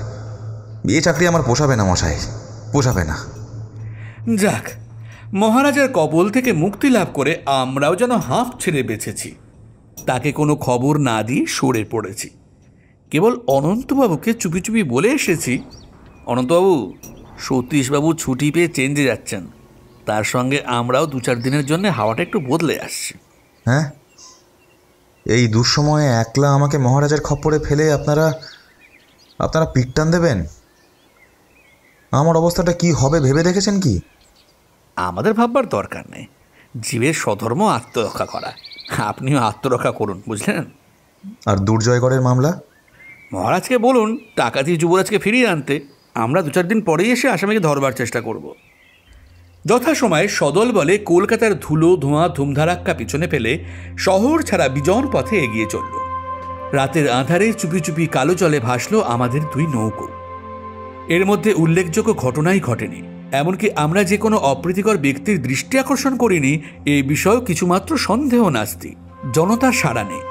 তীরতরুর মর্মর ছন্দে তাল রেখে বনবাসী বাতাস শোনায় স্নিগ্ধ মাটির আর ঘন সবুজের গন্ধ মাখানো নতুন নতুন গান, এবং নদীর জলসায় জলে জলে দুলে দুলে ওঠে কুল হারানো গতি বীণার তান। কান পেতে শুনলে মনে হয় অনন্ত নীলাকাশও তার লুকিয়ে রাখা নীরব বীণার রন্ধ্রে জাগিয়ে তুলছে কল্পলোকের কোনো মৌন রাগিনীর আলাপ। পৃথিবীর ধুলোর ঠুলিতে যার কান কালা, হে অপূর্ব আলাপ সে শুনতে পায় না। তাই এর মর্ম বোঝে শুধু কবি আর শিশু, ফুলপরি আর পাপিয়া। নৌকো চলেছে অন্ধকারের কালো চাদরে গা মুড়ে। দাঁড়ে দাঁড়ে তালে তালে বাজিয়ে চলেছে নৌকো জলতরঙ্গ বাজনা। দুকুলের কাহিনী ভুলিয়ে সামনের অকুলের ইঙ্গিত জাগিয়ে চলেছে নৌকো, ঘুমের দেশে ঘুম ভাঙানো সঙ্গীতের সুর বুনতে বুনতে। তারপর চাঁদ উঠল দূর বনের ফাঁকে। মনে হলো পূর্ণ প্রকাশের আগে যেন গাছের ঝিলিমিলির আড়াল থেকে চাঁদ লুকিয়ে লুকিয়ে দেখে নিতে চায় পৃথিবীর উৎসব আসরে আজ কত দর্শকের সমাগম হয়েছে। ছড়িয়ে দিলেকে জলে মুঠো মুঠো হীরের কণা। ওপারে নজর চলে না, এপারে দেখা যায় নীল স্বপ্ন মাখানো বন আর বন আর বন। কত কত দূর থেকে কোনো একলা পথিকের বাঁশির মৃদু মেঠো সুর ভেসে আসে যেন আমাদের সঙ্গে কথা কইতে। চাঁদ উঠছে উপরে, আরও উপরে। তার মুখে শীতের মেয়ে কুহেলিকার আদর মাখা চুমোর ছোঁয়া। যত রাত হয় নদীর আমোদ বাড়ে তত, তার জলের নূপুর বাজে তত জোরে। দেখতে দেখতে শুনতে শুনতে অবশেষে জড়িয়ে এলো আমার চোখের পাতা। জামিনা নদী, এটা কি নদী না সমুদ্র? জলে নেই মাটির রং, সমুদ্রের রঙের আভাসে জলবসন ছুবিয়ে জামিরা চাইছে নতুন রঙে রঙিন হতে। এমন সময় জলিল মাঝি উঠে দাঁড়িয়ে বললে, এইবার আমরা পৌঁছে গেছি কর্তা। ওই সেই দ্বীপ, ওই সেই দ্বীপ কর্তা। হ্যাঁ জলিল, ও দ্বীপের নাম কি? জানি না তো। জানো না? ও দ্বীপের নাম নেই, শুধু ঝোপ জঙ্গল আর বড় বড় গাছ। দ্বীপের দিকে তাকালে তো আর কিছু দেখা যায় না। আর কিছু দেখবার আশাও আমরা করিনি রবিন। আচ্ছা জলিল ভাই, ওখানে নৌকো লাগাবার ঘাট আছে? না কর্তা। যারা তোমায় এখানে নিয়ে আসে তারা কোথায় নামে? আগে তারও কোনো ঠিক ঠিকানা নেই, যে যেখানে খুশি নামে কর্তা। আমরাও কি তবে যেখানে খুশি নামবো? হ্যাঁ কর্তা। আমাদের নৌকো দুখানা দ্বীপের খুব কাছে এসে পড়ল। দ্বীপটা যে কত বড় তাও তো বুঝতে পারছি না। ওই নিবিড় জঙ্গলের ভেতর আসল জায়গাটা খুঁজে বার করতে কতক্ষণ লাগবে কে জানে। পরপর দুখানা নৌকোই তীরে এসে লাগলো। প্রথম নৌকোয় ছিলুম আমরা 3 জন, অর্থাৎ আমি, হেমন্ত আর সতীশবাবু। অস্ত্রশস্ত্র, রসদ ও অন্যান্য সমস্ত মালই ঠাসা ছিল আমাদের নৌকোতেই। দ্বিতীয় নৌকোয় ছিল একজন ইন্সপেক্টর, একজন সাব ইন্সপেক্টর, একজন কনস্টেবল ও 8 জন মিলিটারি পাহারাওয়ালা। তখন অপরাহ্নকাল, চারিদিকে সমুজ্জ্বল সূর্যকিরণ। পথের অভাবে খুব বেশি অসুবিধায় পড়তে হলো না। জঙ্গলের আশপাশ দিয়ে বেশ খানিকটা এগিয়ে পাওয়া গেল একটা মাঠ, লম্বায় চওড়ায় 1/2 মাইলের কম হবে না। চারিদিকেই তার উঁচু বনের প্রাচীর, কিন্তু মানুষের চিহ্ন কোথাও নেই। গাছপালায় বাতাসের নিঃশ্বাস আর বনে বনে পাখিদের ডাক ছাড়া একটা অমানসিক নিস্তব্ধতা সর্বত্র এমন একটা অজানা ভাবের সৃষ্টি করেছে যে এ দ্বীপ কখনো মানুষের কণ্ঠ শুনেছে বলে সন্দেহ হয়। সতীশবাবু কনস্টেবলকে ডেকে বললেন, সুজন সিং, যেখান দিয়ে যাচ্ছি ভালো করে চিনে রাখো। কারুর সঙ্গে দেখা না হলে ফিরতে হবে, আবার কারুর সঙ্গে দেখা হলেও অবস্থা গতিরে হয়তো প্রাণ হাতে করে পালাবার দরকার হবে। ভালো করে চিনে রাখো। মাঠের মাঝ বরাবর এসেছি, হেমন্ত হঠাৎ বলে উঠল, আমাদের অদৃষ্ট সুপ্রসন্ন। চারিদিকে চোখ বুলিয়ে নিয়ে সতীশবাবু বললে, কই, আমি তো কোথাও আসার ছিটে ফোঁটাও দেখতে পাচ্ছি না। ওই দেখুন, ওই দিকটা দেখুন। কি? অনেক দূরে অরণ্যের মাথায় কুণ্ডলি পাকিয়ে পাকিয়ে খানিকটা ধোঁয়া ক্রমেই ওপর দিকে উঠে যাচ্ছে। দেখতে দেখতে সেখানে জেগে উঠল পুঞ্জ পুঞ্জ ঊর্ধ্বগামী ধূম। ধোঁয়ার জন্ম আগুনে, আর আগুনের জন্ম মানুষের হাতে। কিন্তু দাবানল তো জলে আপনা আপনি। ওটা কি বলে মনে হচ্ছে আপনার? দাবানল নাকি উনুনের ধোঁয়া? ও হ্যাঁ হ্যাঁ, তাই তো, ওটা তো উনুনের ধোঁয়া। তবে কি? তবে এগিয়ে চলুন তাড়াতাড়ি। সকলেরই মুখ উত্তেজিত, কিন্তু কেউ কোনো কথা কইলে না। নীরবে মাঠের বাকি অংশটা পার হয়ে গভীর এক অরণ্যের ছায়ায় গিয়ে দাঁড়ালো। আবার যে বোন এলো। আসুক, বোন আমাদের বন্ধুর মতো লুকিয়ে রাখবে। আরে দেখেছো হেমন্ত, এখানে বনের ভেতরে একটা স্বাভাবিক পথের মতো রয়েছে। মনে হয় এই পথ দিয়ে মানুষের যাওয়া আসা আছে। ভালোই হলো, ধোঁয়া দেখেছি উত্তর পশ্চিমে, পথটাও গিয়েছে ওই দিকে। এগিয়ে চলো, এগিয়ে চলো। পথ দিয়ে এগোতে এগোতেই মানুষের স্মৃতিচিহ্ন পেলুম। এক জায়গায় পেলুম একটা আধপোড়া বিড়ি, মাঝে মাঝে শুকনো কাদায় মানুষের পায়ের ছাপ। বুঝলুম পথটা ব্যবহৃত হয়। মাইল খানেক অগ্রসর হবার পর হেমন্ত বললে, সতীশবাবু, আর বোধহয় এভাবে এগোনো নিরাপদ নয়। আপনারা এইখানে অপেক্ষা করুন, আমি ওই বড় গাছটায় চড়ে চারিদিকটা একবার দেখি। সে গাছের তলায় গিয়ে জুতো খুলে ফেললে, তারপরে গাছের উপরে উঠতে লাগলো। তখন সূর্য পশ্চিম আকাশের দিকে। আমরা যেখানে দাঁড়িয়ে আছি সেখানে ছায়া ঘন হয়ে উঠেছে। বেশ কাছ থেকেই শুনলুম কি যেন কাকে চেঁচিয়ে ডাকছে। একবার গাভীর গম্ভীর হাম্বারবও শোনা গেল। খানিক পরে হেমন্ত গাছ থেকে নেমে এলো। বললুম, কি দেখলেন হেমন্ত বাবু? যা দেখবার সব। একটা লম্বা একতলা বাড়ি, ঘর আছে বোধহয় খান 5, জন্তিনেক লোকও দেখলুম, বেশ লম্বা চওড়া। বাড়ির ভেতরে নিশ্চয়ই আরও লোক আছে। বাড়িখানা এখান থেকে কত দূরে? খুব কাছে। হ্যাঁ, অতঃপর কি কর্তব্য? কিন্তু হেমন্তের সাড়া পাওয়া গেল না। সে নীরবে একবার বটগাছটার চারিপাশ ঘুরে এলো, একবার বনের পথের দিকে তাকিয়ে দেখলে, তারপর চুপ করে দাঁড়িয়ে দাঁড়িয়ে কি ভাবতে লাগলো। সে এমন গম্ভীর ভাব ধারণ করেছে যে আমরা কেউ তাকে ডাকতে ভরসা করলুম না। মিনিট 5-6 এইভাবে কাটল। তারপর হেমন্ত হঠাৎ হাসি মুখে যেন নিজের মনেই বললে, ঠিক ঠিক ঠিক হয়েছে, এতেই কেল্লা ফতে হবে। কি হয়েছে হেমন্ত বাবু? ভেবে কিছু পেলেন বুঝি? আক্রমণের প্ল্যান। প্ল্যান? বাহ, চমৎকার। একটু একটু সবিস্তারে বলুন হেমন্ত বাবু। 8 জন মিলিটারি পুলিশ বন্দুক নিয়ে ওই বট গাছটার আড়ালে এমনভাবে লুকিয়ে থাকুক যেন ওই পথ থেকে কেউ ওদের দেখতে না পায়। বাকি আমরা 6 জনে মিলে ওই বাড়ির কাছে এগিয়ে যাই। তারপরে রবিন আর আপনাকে নিয়ে আমি একটু তফাতে গিয়ে কোনো ঝোপ টোপের মধ্যে লুকিয়ে পড়ব। তারপর আমাদের বাকি 3 জন আসামিদের বাড়ির কাছে গিয়ে ওদের দৃষ্টি আকর্ষণ করব। ওদের মধ্যে পড়ে যাবে বিষম সাড়া। আমাদের 3 জন লোক পায়ে পায়ে পিছিয়ে পালাবার ভাবভঙ্গি প্রকাশ করবে। তারপর আসামিরা সদল বলে তাড়া করে এলেই আমাদের লোকেরা দ্রুত পদে সত্যই পলায়ন করবে বনের পথে। ওরাও তখন নিশ্চয়ই তাদের পেছনে পেছনে ছুটবে। শত্রু সংখ্যা মোটে 3 জন দেখে ওরা কিছুই ভয় পাবে না। তারপর আমাদের 3 জন লোক ওই বটগাছটা পেরিয়ে অল্প কিছু দূর অগ্রসর হই হঠাৎ দাঁড়িয়ে পড়ে সম্মুখে ফিরে বার করবে তাদের রিভলভার এবং তাদের একজন বাজাবে হুইসেল। সংকেত শুনে সেই মুহূর্তেই 8 জন মিলিটারি পুলিশ বটগাছের আড়াল থেকে বেরিয়ে দাঁড়াবে শত্রুদের পেছনের দিকে। সামনে 3টে রিভলভার আর পেছনে 8টা বন্দুক। এ দেখে তারা যদি আত্মসমর্পণ না করে তাহলে 2-1 বন্দুক রিভলভার ছুড়লেই তাদের যুদ্ধের স্বাদ মিটতে দেরি লাগবে না। সতীশবাবু, প্ল্যানটা কি আপনার পছন্দ হচ্ছে? পছন্দ হচ্ছে না আবার? এক্ষেত্রে এর চেয়ে নিরাপদ প্ল্যান কল্পনাও করা যায় না। এত তাড়াতাড়ি কি করে যে আপনি ফোন দিয়ে আবিষ্কার করেন আমি তো মশাই বুঝতেই পারি না। ধন্যী মানুষ আপনি, জিনিয়াস। আর আমরা ঝোপের ভেতরে লুকিয়ে বসে বসে কি করব হেমন্ত? শত্রুরা যেই আমাদের লোকের পেছনে তাড়া করে বনের ভেতরে ঢুকবে, আমরাও অমনি ঝোপ থেকে বেরিয়ে পড়ে ঢুকবো ওদের বাড়ির অন্দরে। যদি ওদের দলের 2-3 জন লোক তখনও সেখানে থাকে, তাহলেও আমাদের 3টে রিভলভারের সামনে ওরা পোষ না মেনে পারবে না। তারপর আমরা খুঁজে দেখব কোথায় বন্দী হয়ে আছে কলকাতার হারিয়ে যাওয়া 3টি ছেলে।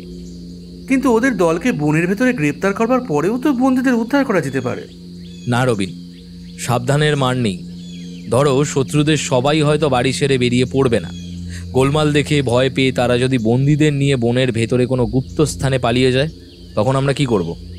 হেমন্ত, এইটুকু সময়ের মধ্যে তুমি সব দিক ভেবে নিয়েছো? ভাবতে হয় ভাই, ভাবতে হয়। মস্তিষ্ককে যে যথাসময়ে কাজে লাগাতে না পারে তাকেই পড়তে হয় পদে পদে বিপদে। নাও, আর কথা নয়, সবাই প্রস্তুত হও। আমরা 3 জনে একটা ঝোপ বেছে নিয়ে তার ভিতরে বসে দেখলুম সামনেই সাদা কলি দেওয়া একখানা একতলা বাড়ি। দেখলেই বোঝা যায় বাড়িখানা নতুন। বাড়ির সদর দরজার চৌকাঠের উপরে একজন হৃষ্টপুষ্ট লোক বসে হুঁকো টানছে। তার একটু তফাতেই আরেকটা লোক গাভীর দুগ্ধ দহন করছে। বাড়ির সামনে একটুখানি চাতালের মতন জায়গা, সেখানে 4 জন লোক দাঁড়িয়ে দাঁড়িয়ে পরস্পরের সঙ্গে কি কথাবার্তা করেছে।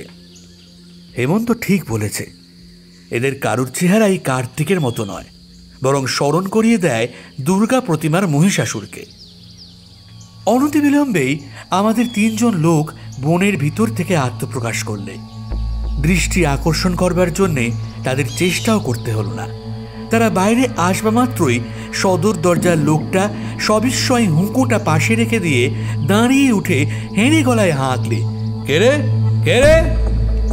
আমাদের লোকরা দাঁড়িয়ে পড়ল চমকে ও থমকে। শত্রুদের অন্যান্য লোকেরাও সচকিত দৃষ্টিতে 2-1 মুহূর্ত এমনভাবে তাকিয়ে রইল যেন আগন্তুকরা আকাশ থেকে খসে পড়া মানুষ। আমাদের লোকেরা জড়সড় হয়ে পিছুতে লাগলো পায়ে পায়ে। তারপরে উঠল মহা হইচই। বাড়ির ভিতর থেকেও আরও 4 জন লোক ছুটে এলো। তাদের মধ্যে একজনের চেহারা আবার একেবারে জমদূতের মতো, যেমন ঢ্যাঙা তেমনই চওড়া। আমাদের লোকেরা যেন প্রাণের ভয়েই বনের ভিতরে অদৃশ্য হলো। চাতালের উপরে কতকগুলো ছোট বড় কাটা বাঁশ পড়েছিল। শত্রুরা টপাটপ সেই বাঁশগুলো তুলে নিয়ে মারমূর্তি হয়ে গর্জন করতে করতে ছুটে গিয়ে ঢুকলো বনের ভিতরে। দেখেছ রবিন, বিনা রিহার্সালে আমাদের লোকেরা প্রথম শ্রেণীর অভিনয় করেছে। তাই তো দেখছি, এখন ওরা শেষ রক্ষা করতে পারলেই হয়।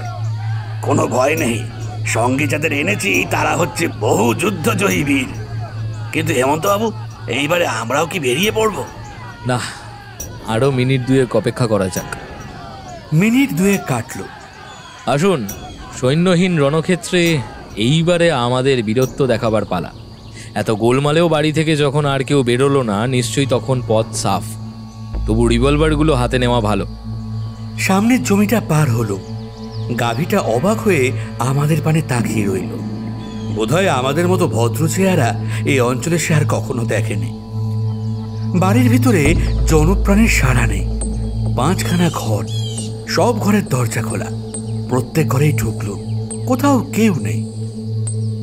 হেমন্ত বারান্দায় এসে মাথা চুলকোতে চুলকোতে বলল, ব্যাপারটা বুঝতে পারছি না তো। আরে, কয়েকটা শিশুর অস্পষ্ট কান্না শোনা গেল না? হ্যাঁ, তাই তো। ছেলে কাঁদে কোথায়? আমি দৌড়ে দালানের এক কোণে গিয়ে দেখলুম মেঝের উপরে রয়েছে একটা মস্ত চৌকানা সমতল লোহার দরজা। হাঁটু ঘেড়ে বসে হেঁট হয়ে দরজায় কান পেতে বললুম, এইখানে এইখানে, এরই তলা থেকে কান্নার আওয়াজ আসছে। শোনো শোনো হেমন্ত, শোনো। দরজার উপরে আঘাত করে বুঝলুম পুরো লোহার পাত পিঠে তৈরি। প্রকাণ্ড কড়ায় প্রকাণ্ড কুলুপ লাগানো। না, এ কুলুপ ভাঙা অসম্ভব। এবারে ভিতর থেকে কান্না জাগলো একাধিক শিশু কণ্ঠের। সকাদরে কোনো শিশু ওগো মা গো, ওগো বাবা গো বলে কাঁদছে। সতীশবাবু 2 কানে হাত চাপা দিয়ে বললেন, দিন রাতেই কান্না শুনতে শুনতে এরা এখানে বাস করছে কি করে? কি পাষণ্ড! হেমন্ত দরজার উপরে সজোরে 8-10 বার পদাঘাত করলে দরজা ঝনঝন করে বেজে উঠল। বৃথা চেষ্টায় হেমন্ত, ওই গুন্ডাগুলো ধরা পড়লে তবেই চাবি দিয়ে দরজা খোলা যাবে, তার আগে নয়। এখনো তো বনের ভেতরে কোনো সাড়া শব্দই পাচ্ছি না। যদি ওরা পালিয়ে যায় তাহলে কি আমরা এই বন্ধ দরজার সামনে দাঁড়িয়ে দাঁড়িয়ে এই অভাগা শিশুদের কান্না শুনবো? তাছাড়া উপায়? উপায় আমার এই ব্যাগে আছে। বলেই হেমন্ত মাটির উপরে উবু হয়ে বসে পড়ল। হেমন্ত যখনই বাইরে কোনো অ্যাডভেঞ্চারে বেরোতো একটি ব্যাগ তার সঙ্গে সঙ্গে থাকতো সর্বদাই। তার মধ্যে যে কত রকম বৈজ্ঞানিক ও রাসায়নিক রহস্যের উপাদান এবং ছোট ছোট যন্ত্র সাজানো থাকতো, আমি তাদের হিসাবও জানি না, মর্মও বুঝি না। হেমন্তকে জিজ্ঞাসা করলে সবসময় বলে যে এটা নাকি তার ভ্রাম্যমাণ ল্যাবরেটরি। বলা বাহুল্য, ব্যাগটি আজও আছে তার হাতে। সে ব্যাগ খুলে বার করলে কাচের ছিপি আঁটা দুটি ছোট ছোট শিশি। প্রচণ্ড কৌতূহলী চোখ নিয়ে সতীশবাবু হেঁট হয়ে দেখতে লাগলেন। হেমন্ত অপেক্ষাকৃত বড় শিশিটার ছিপি খুলে লোহার দরজার একটা কড়ায় গোড়ার খানিকটা লালচে রঙের চূর্ণ ঢেলে দিলে। তারপর অন্য শিশিটার ভিতর থেকে আরেক রকম চূর্ণ নিয়ে একটা চামচের ভিতরে রাখলে। ঠিক সেই সময় বনের ভিতর থেকে শোনা গেল ধ্রুম ধ্রুম ধ্রুম করে পরপর 3টে গুলির আওয়াজ। তাহলে বনবাসী বন্ধুরা বয়স মানেননি, সিপাহীদের সঙ্গে তারা লড়াই করছেন। বেশ, কিন্তু যুদ্ধে জিতে ফিরে এলেও দেখবে তাদের বন্দিশালা শূন্য পড়ে আছে। সতীশবাবু, তফাতে সরে যান। রবিন, হাট যাও। দূর থেকে দেখলুম হেমন্ত একটা দেশলাইয়ের কাঠি ঝিলে চামচের চূর্ণের ওপর ধরলে চূর্ণ জ্বলে উঠল। তারপরেই সে চামচের জ্বলন্ত চূর্ণটা লোহার দরজায় ছড়ানো চূর্ণের ওপর ফেলে দিয়েই চোখের নিমেষে লাফ মেরে তফাতে সরে এলো। মুহূর্ত মধ্যে সেখানে জেগে উঠল একটা চোখ ধাঁধানো ভীষণ তীব্র অগ্নিশিখা, সঙ্গে সঙ্গে চড়চড় পটপট শব্দ। বিষম বিস্মিত চোখে আমরা দেখতে লাগলুম সেই জ্বলন্ত অংশটা যেন ক্রমে ক্রমে লোহার দরজার ভিতরে বসে যাচ্ছে। তারপরেই হঠাৎ হুড়মুড় ছনাৎ করে একটা শব্দ হলো। বুঝলুম দরজা খুলে নিচে ঝুলে পড়েছে। আমি ছুটে গিয়ে দেখলুম লোহার দরজার একটা পাল্লায় যেখানে ছিল কড়ার গোড়া, সেখানটায় রয়েছে একটা এত বড় ছেঁদা যে হাতের মুঠো গলে যায় তার ভিতর দিয়ে। এ কি কাণ্ড! থার্মিট। থার্মিট?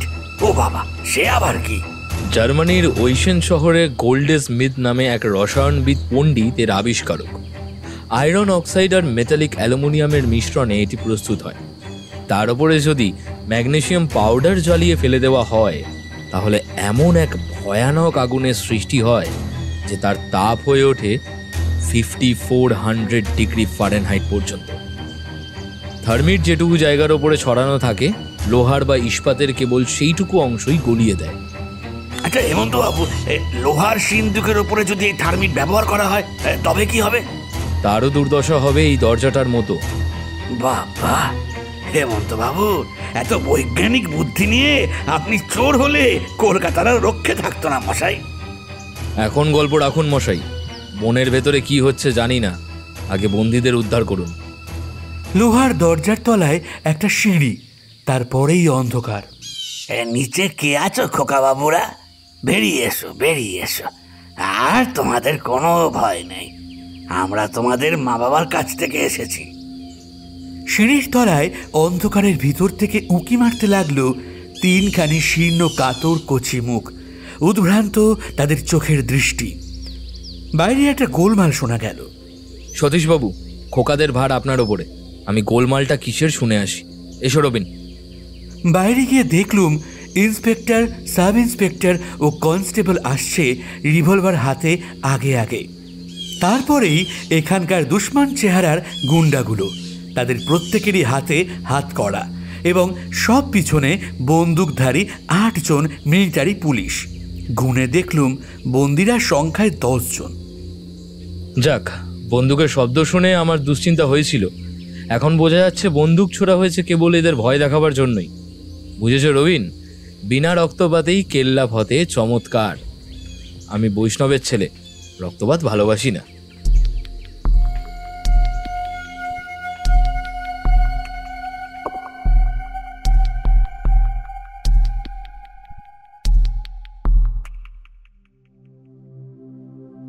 কলকাতায় এসেছি। ইন্সপেক্টরের সঙ্গে শ্যামলপুরের জমিদার পুত্র ও লৌহ ব্যবসায়ী পতিত পাবন নন্দীর পুত্রকে পাঠিয়ে দেওয়া হলো যথাস্থানে। সতীশবাবু দুর্জয়গড়ের যুবরাজকে নিয়ে প্রাসাদের সামনের গাড়িতে অপেক্ষা করতে লাগলেন। রঙ্গমঞ্চ প্রস্তুত করবার জন্যে হেমন্তের সঙ্গে আমি ঢুকলুম রাজবাড়ির ভিতরে। আজকেই হচ্ছে মাসের 24 তারিখ। হেমন্ত কার্ড পাঠিয়ে দিলে 5 মিনিট যেতে না যেতেই ভৃত্য এসে আমাদের মহারাজা বাহাদুরের ড্রয়িং রুমে নিয়ে গেল। একখানা কৌচের ওপরে মহারাজা বাহাদুর 4-5টা কুশনে মাথা রেখে লম্বা হয়ে শুয়ে রয়েছেন। তার চোখের কোলে গাঢ় কালির রেখা, মুখ যেন বিষণ্ণতার ছবি। কৌচের পিছনে দাঁড়িয়ে রয়েছেন অনন্তবাবু। আমাদের দেখে মহারাজা ধীরে ধীরে উঠে বসলেন। তারপর বিরক্ত মুখে বললেন, হেমন্তবাবু, আপনি কি আজ মজা দেখতে এসেছেন? সে কি মহারাজ, আপনার দুঃখ ও শোক কি আমার পক্ষে কৌতুককর হতে পারে? তাছাড়া আর কি বলবো বলুন। শুনলুম আপনি আমার মামলা ছেড়ে দিয়ে গেছেন হাওয়া খেতে। এই কথা কে বলল আপনাকে? গাঙ্গুলি। অনন্তবাবু? চোরকে 15 লাখ টাকা দিয়ে আপনি যুবরাজকে ছাড়িয়ে আনতে বলেছিলেন। আমি কেবল সেই কথাটাই মহারাজা বাহাদুরকে জানিয়েছিলাম। ও কথা বলার মামলা ছেড়ে দেওয়া একই কথা। নিশ্চয়ই নয়। আমার সামনে এত বেশি চেঁচিয়ে জোরে জোরে কথা একদম বলবেন না হেমন্তবাবু। আমার পদমর্যাদা আপনি ভুলে যাবেন না। পদমর্যাদা? পদসেবা জীবনে কখনো করিনি। এরকম স্পষ্ট কথা শুনতে বোধহয় মহারাজা বাহাদুর অভ্যস্ত নন। তিনি বিপুল বিস্ময়ে হেমন্তের মুখের পানে স্থির চোখে তাকিয়ে রইলেন। অনন্ত গাঙ্গুলি তাড়াতাড়ি এগিয়ে এসে বললেন, হেমন্তবাবু, ওসব বাজে কথা যেতে দিন। মহারাজা বাহাদুরের মেজাজ আজ ভালো নয়।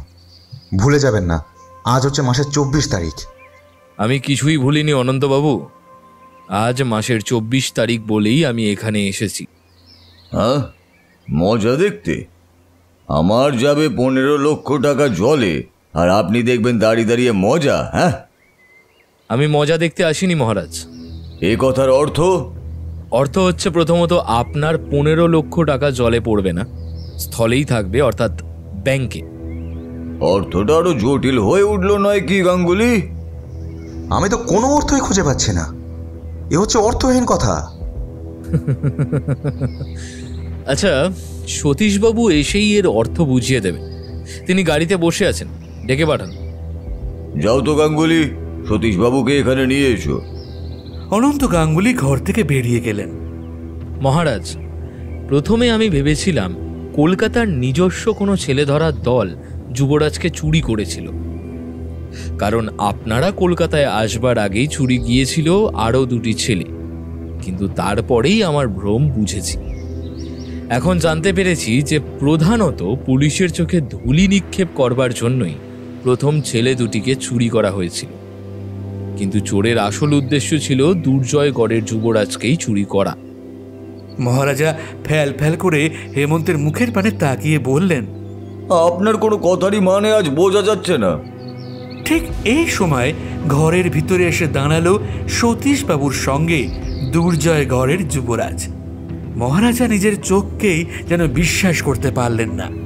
হাঁ করে তাকিয়ে রইলেন স্তম্ভিত চোখে। বাবা, বাবা! এই বলে চেঁচিয়ে উঠে যুবরাজ ছুটে গিয়ে পিতার কোলের ভিতর ঝাঁপিয়ে পড়ল। ছেলেকে 2 হাতে জড়িয়ে ধরে মহারাজা খানিকক্ষণ আচ্ছন্নের মতন হয়ে রইলেন। তার 2 চোখ ছাপিয়ে ঝরতে লাগলো আনন্দাশ্রু। তারপর আত্মসংবরণ করে 2 হাতে ছেলের মুখ ধরে তিনি বললেন, খোকন, খোকন, এতদিন কোথায় ছিলি বাজা? খোকন! আমাকে ধরে রেখেছিল তো। কে? তাদের চিনি না তো বাবা। কে তোকে ফিরিয়ে এনেছে? যুবরাজ ফিরে আঙুল দিয়ে আমাদের দেখিয়ে দিলে। মহারাজা ব্যস্তভাবে দাঁড়িয়ে উঠে বললেন, আপনারা আমার ছেলেকে বাঁচিয়েছেন? আপনারা? আপনাদের এখনই আমি পুরস্কার দেব, কল্পনাতীত পুরস্কার। আমার চেকবুক কই গাঙ্গুলি? গাঙ্গুলি, আমার চেকবুক। অনন্তবাবু তো এখন আসতে পারবেন না মহারাজ, তিনি একটু বিপদে পড়েছেন। বিপদ? গাঙ্গুলি, এই আবার কি বিপদে পড়লে? সেই উত্তর আপনার গাঙ্গুলি আর দেবে কি করে মহারাজ? তিনি বাইরে গিয়ে যেই দেখলেন গাড়ির ভেতরে আমার পাশে বসে আছেন যুবরাজ, অমনি হরিণের মতন ছুটে পালিয়ে যাচ্ছিলেন। তখনই আমার পাহাড়ওয়ালারা গিয়ে তাকে ধরে ফেললেন। এতক্ষণে হাতে তিনি লোহার বালা পড়েছেন। মহারাজা ধপাস করে কৌচের ওপর বসে পড়ে বললেন, আবার সব মানে গুলিয়ে যাচ্ছে, সব মানে গুলিয়ে যাচ্ছে। কিচ্ছু গুলাবে না মহারাজ, আমি সব বুঝিয়ে দিচ্ছি। মামলাটা হাতে নেওয়ার সঙ্গে সঙ্গেই আমি দৈব গতিকে একটা সাংকেতিক শব্দে লেখা বিজ্ঞাপন দেখে আবিষ্কার করে ফেলেছিলাম যে কলকাতায় কেউ আমেরিকান অপরাধীদের অনুকরণে ছেলে ধরবার জন্য গুন্ডার দল গঠন করেছে। সে দলপতি হলেও গুন্ডাদের সঙ্গে প্রকাশ্যে মেলামেশা না করে অনেক কাজই চালায় সাংকেতিক লিপির দ্বারা। সে যে যুবরাজকে কোনো দ্বীপে লুকিয়ে রেখেছে এও টের পেল। তার নিজের হাতে লেখা এক পত্র পেয়ে আরও আন্দাজ করলুম সে আমেরিকা ফেরত, কারণ যে চিঠির কাগজ সে ব্যবহার করছে তা ক্যালিফোর্নিয়ায় তৈরি, কলকাতায় পাওয়া যায় না সেটা। তারপর রাজবাড়িতে এসে খোঁজ নিয়ে যখন জানলুম যে আপনার সঙ্গে বিদেশ ভ্রমণে অনন্ত গাঙ্গুলিও আমেরিকায় গিয়েছিল, তখন আমার প্রথম সন্দেহ আকৃষ্ট হয় তার দিকেই। তারপর একদিন অনন্ত গাঙ্গুলি নিজেই তার মৃত্যুবান তুলে দিলেন আমার হাতে। কোন খেয়ালে জানি না, মহারাজের কাছ থেকে পুরস্কার ঘোষণার বিজ্ঞাপন লিখবার ভার পেয়ে সে আমাদের সাহায্য গ্রহণ করলে। রবিনের মুখের ভাষা শুনে সে নিজের হাতে লিখে নিলেন, আর তার সেই হাতের লেখা হলো আমার হস্তগত। সাংকেতিক লিপির লেখার সঙ্গে তার হাতের লেখা মিলিয়েই আমার আর কোনো সন্দেহই রইল না। সব রহস্য জেনেও আপনি তখনই ওই মহাপাপী সাধুর মুখোশ খুলে দেননি? দিনই তার কারণ আছে মহারাজ। অসময়ে গাঙ্গুলিকে গ্রেপ্তার না করবার 3টে কারণ আছে। ওইটুকু প্রমাণ আমার পক্ষে যথেষ্ট হলেও আদালতের পক্ষে যথেষ্ট নয়। দ্বিতীয়, গুন্ডার দল তখনও ধরা পড়েনি। দলপতির গ্রেপ্তার হবার খবর পেলে গুন্ডারা হয়তো প্রমাণ নষ্ট করবার জন্য যুবরাজকে হত্যাও করতে পারত। ঠিক ঠিক হেমন্তবাবু, আপনার কৃতজ্ঞতা ঋণ আমি কখনো শোধ করতে পারবো না। আপনি কি পুরস্কার চান বলুন আমাকে। পুরস্কার? আমি পুরস্কারের লোভে কোনো মামলা হাতে নিই না। ভগবানের দয়ায় আমার কোনো অভাব নেই। আমি কাজ করি কাজের আনন্দেই। না না, পুরস্কার আপনাকে নিতেই হবে। নিতেই হবে? বেশ, ও বিষয় নিয়ে আপনি সতীশবাবুর সঙ্গে কথা কইতে পারেন। ও হে রবিন, ওটো হে রবিন, মহারাজকে প্রণাম করে আমি এখন সবেগে পলায়ন করতে চাই।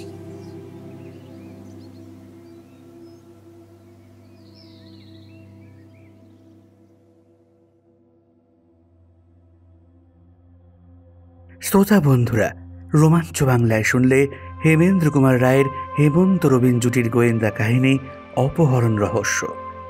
গল্প পাঠ ও রবিনের ভূমিকায় সৌরভ সাহা, ডিটেকটিভ হেমন্তর ভূমিকায় সৌরভ রায়, মহারাজের প্রাইভেট সেক্রেটারি অনন্ত গাঙ্গুলির ভূমিকায় স্নেহাদ্রি শেখর দাস, মহারাজ ও জলিলের ভূমিকায় বুবাই সাহা, যুবরাজের ভূমিকায় সৌরভ সাহা। শব্দগ্রহণ সঞ্চারী রক্ষিত, আবহ ফিনিক্স অডিওভার্স, প্রচ্ছদ শ্রাবর্ণ স্ক্রিবলিং মাইন্ড। নাট্যরূপ, কাহিনী বিন্যাস ও সামগ্রিক পরিচালনায় আমি সৌরভ সাহা। তাহলে আজকের মতো আসি বন্ধুরা, ফিরে আসছে খুব শিগগিরই আরও একটি রহস্য রোমাঞ্চ ভরা গল্প নিয়ে। সকলে ভালো থাকো, সুস্থ থাকো, আর হ্যাঁ, গল্প মানেই রোমাঞ্চ বাংলা। শুনতে থাকো, গল্পে থাকো।